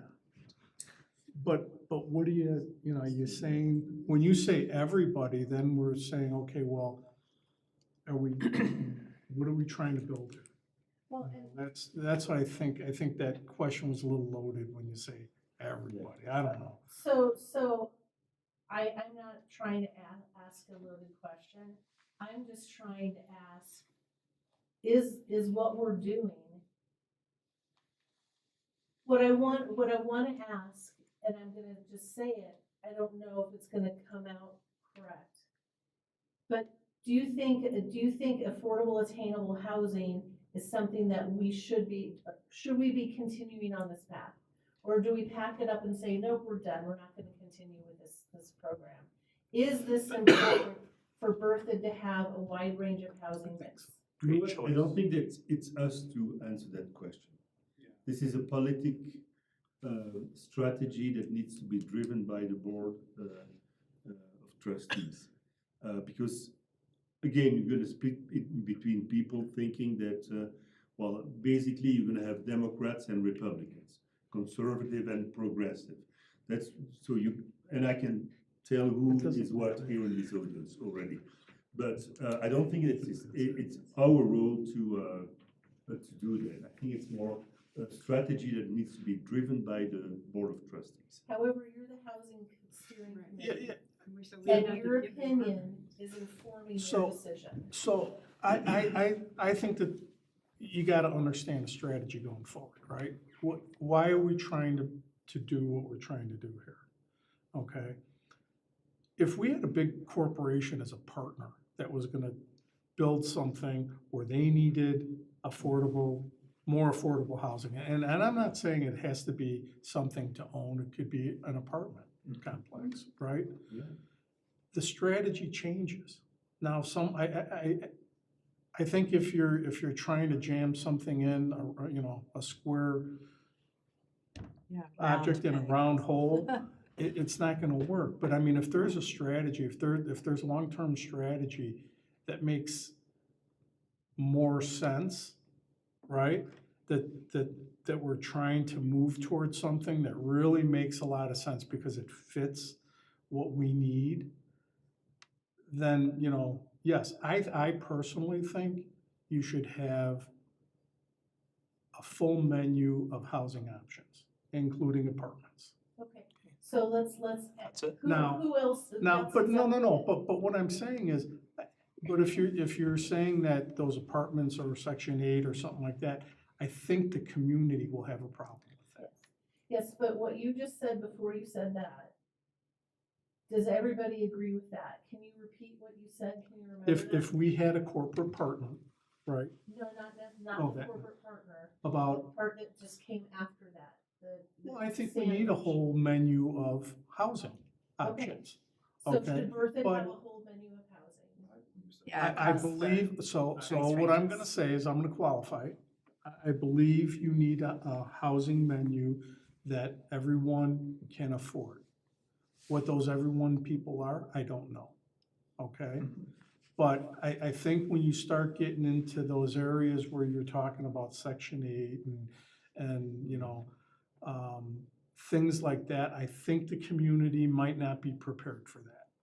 okay? And that's, I think, what everyone's point is here. And that's not what we're talking about. We're not per talking se. about that, I think. It could, again, that's a loaded question what you asked, because that includes everybody.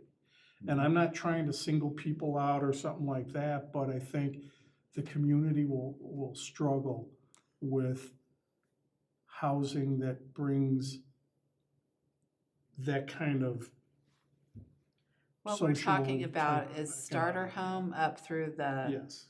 McMansion. If we're talking. Right? Well, And no, retirement, I think you have to include downsize. apartments. Yes, But I think you need apartments, I think you need rentals. Yep. I You agree. know, I don't think you need, So And we and that's don't why take you over don't see in everything. any of the strategies talking Right. about pursue voucher, builders and But programs. I That's think you light tech, truly that's- need that, I Yeah, think light we tech need that pro- like- mix. But if we're going to attract more industry here, we have to have housing for the people that That's work my there to point. live. So, yeah, I think it's a part of should be a part of our economic development strategy. Absolutely. It should be, I mean, this impacts so many things as far as our growing community. Attracting more industry also helps with tax revenue. It also, there's all sorts of. Yeah, it's all a bit, like I connected. said, it's a larger strategy Yeah. that incorporates all that stuff, right? It's not just, hey, we're just gonna start building apartment buildings and we got no one to put it in, no one to put them. So I'm trying to, Yeah, I I'm get it. trying to ask a very simple Yeah. question to make sure that you all, as the Housing Steering Committee, are completely behind the strategies that we talked about tonight. We didn't talk about vouchers or things like that. We're talking about, should Berthoud have a housing menu that everyone can afford? Now, there's qualifiers, right? Yeah, yeah. There's the outliers, and we're not talking about the outliers. So starter homes, retirement, downsizing, all of that. So can you all, I just need to know, as a housing steering committee, where are you? Are you still on that plane where you think that, yes, you want to take this forward to the town trustees and say, we believe Berthoud should do this? I think a lot of it too is like, there's obviously, it's not like we're trying to create demand for diversity of housing, there's obvious demand for There's already diversity the of housing. That's correct. And for whatever reason, it's getting ignored through development. I know the town is trying to move that forward through diversity of housing types in a development, but it's getting ignored up and down the front range from that, because it's all driven by money, right? Well, and the property's expensive.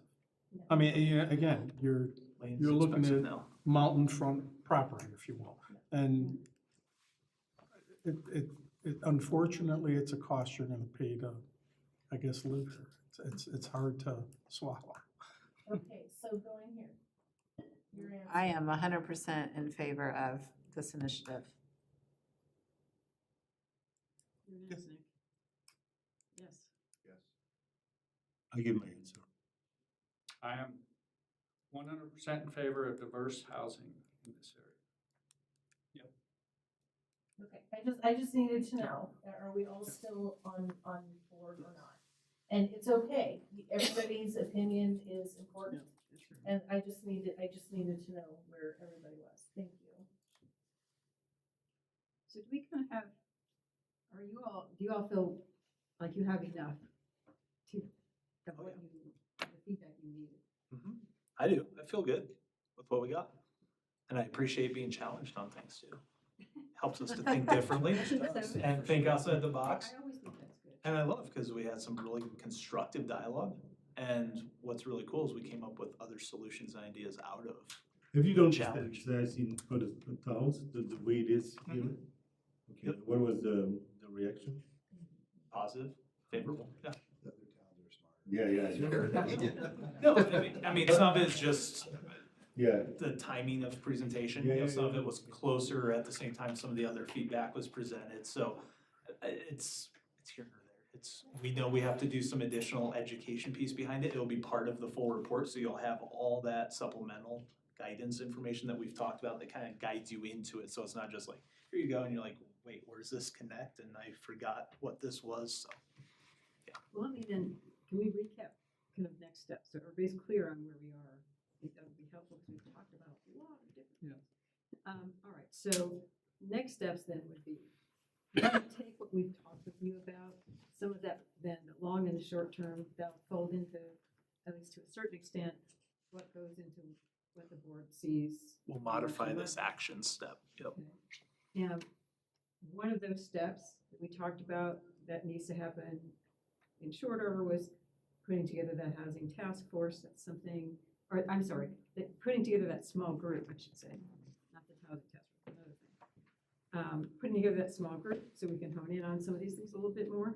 Yeah, So that would, whoever wants to lead that, you just call me and I will set it up. I would love to be a part of it, or lead it or whatever, but.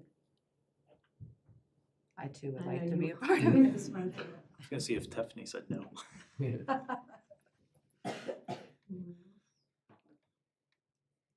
So it looks like it's you and me, baby. Well, I mean, I could be a part of it too. But like, Mr. Hardy raised his hand too. I don't know where the rules are. Can two planning commissions get together and one trustee? Is that kind of three? No, Or is it you can two and two? Separate boards. Because we're on separate boards. Yeah, and Tiffany is on, she's not on planning, so she doesn't have to. Find all the loopholes. I'll take it. It's the two total. So Yeah, Karen, separate so boards. Tim, are you That's how it's considered set up. trustee Hardy? Yeah, I'd like to work with them. Okay, is another planning commissioner that's here interested? Would that be too many of us? No, two planning commissioners, one trustee, and And Tiffany? I would be glad to do it, Oh, but I yeah. don't know if it creates some level of, because we're Oh. married, if it creates some. it could create an appearance, Okay. not an actual, but an I appearance. said I would do it. Okay, Okay, Nick? thanks, Nick. Okay. No, I said I would do it. No, I'd rather be part of driving the solution.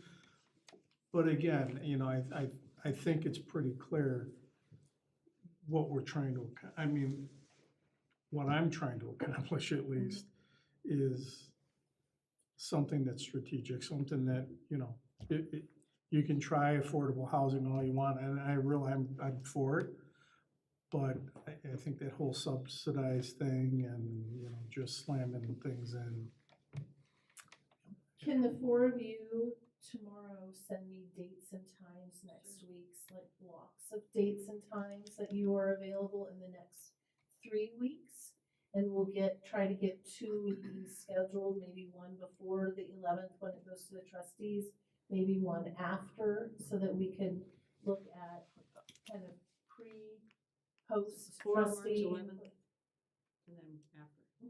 Yep, and then we can continue after that too, but just the next 2 weeks are tight. So if you could just send me dates and times that work for you tomorrow, and I will look for a time and we'll just reserve some time. And I'm gonna ask because I'm still having problems with the little thing, the little tablet thing. It now just freezes and it won't let me send anything or receive anything. So, I know, we talked in Bernie. Can you, anything you send out, we That's my also strategy. send it to my Yep. home one, my home email? Thank you, okay. So, that's our next steps. Is there anything else I'm missing as far as next steps that we talked about? No, next time we come before the big group, you'll have it ahead of time, but the housing plan. So our small group will feed some things then back to the bigger group during that meeting, right? Is that what we're talking about? All right. Okay. All right. Anything else we didn't cover that we need to? It is 9:20. I would like to talk about number 5B. I'm just kidding. Just kidding. You're buying drinks later. I can go all night, y'all. But, all right, so then do I have consensus to adjourn? Do you want to hear report of staff? Oh, I'm sorry, please. We do not have any land use hearings coming before us in March. So on the 13th, we will do that repeated virtual tour that the town trustees took on the 21st of January to look at different commercial and residential architectural style. You give it, what's your Rotten Tomatoes? How fun. Okay, all right, we'll do that. Then on March 27th, you will hear a code change come before you Statutorily, we have to allow natural medicine, natural healing centers where psilocybins, other natural medicines are administered. We have to allow those centers. We also have to allow facilities where they are grown, processed, manufactured. So you will be hearing a code request before you on the 27th. So that's a marijuana thing. It's I not know, I'm like, marijuana. it's not? It's like mushrooms. Those are our moratorium. Uh, It's Same like thing. microdosing, right? Yeah. Microdosing, So that's different than marijuana, because they left it up to each city to decide. We're getting into new stuff here. So, and we can smell. We it have because I samples can too. definitely smell some marijuana tonight. But, it's the psilocybin and everything. We have, the communities cannot prohibit them like they can with marijuana. Communities can only regulate time, place, and manner. Communities have to allow natural medicine. So we're right now on a moratorium. The town board passed that in November. We're on a moratorium until I believe May 15th. And so it will come to you the end of March. It will go to the town trustees the end of April and early May, so that we can regulate time, place, and manner. Okay, so we have meetings then, the planning commission will have meetings both on the 11th, the 13th and the 27th. Yes. Yes, and get ready for a field trip, a virtual field trip on the 13th. That'll be fun. And then on the 27th, some code work. So can we bring dinner? Would you like, yes, we can bring dinner on the 13th. Pizza or something. Okay. Bring a field trip. I was thinking ahead. I'll try to bake something. All right, sounds good. Now, you may ask a question. Do we have consensus to adjourn? Yes. All right, we are adjourned. Thank you, everyone, for such a long meeting.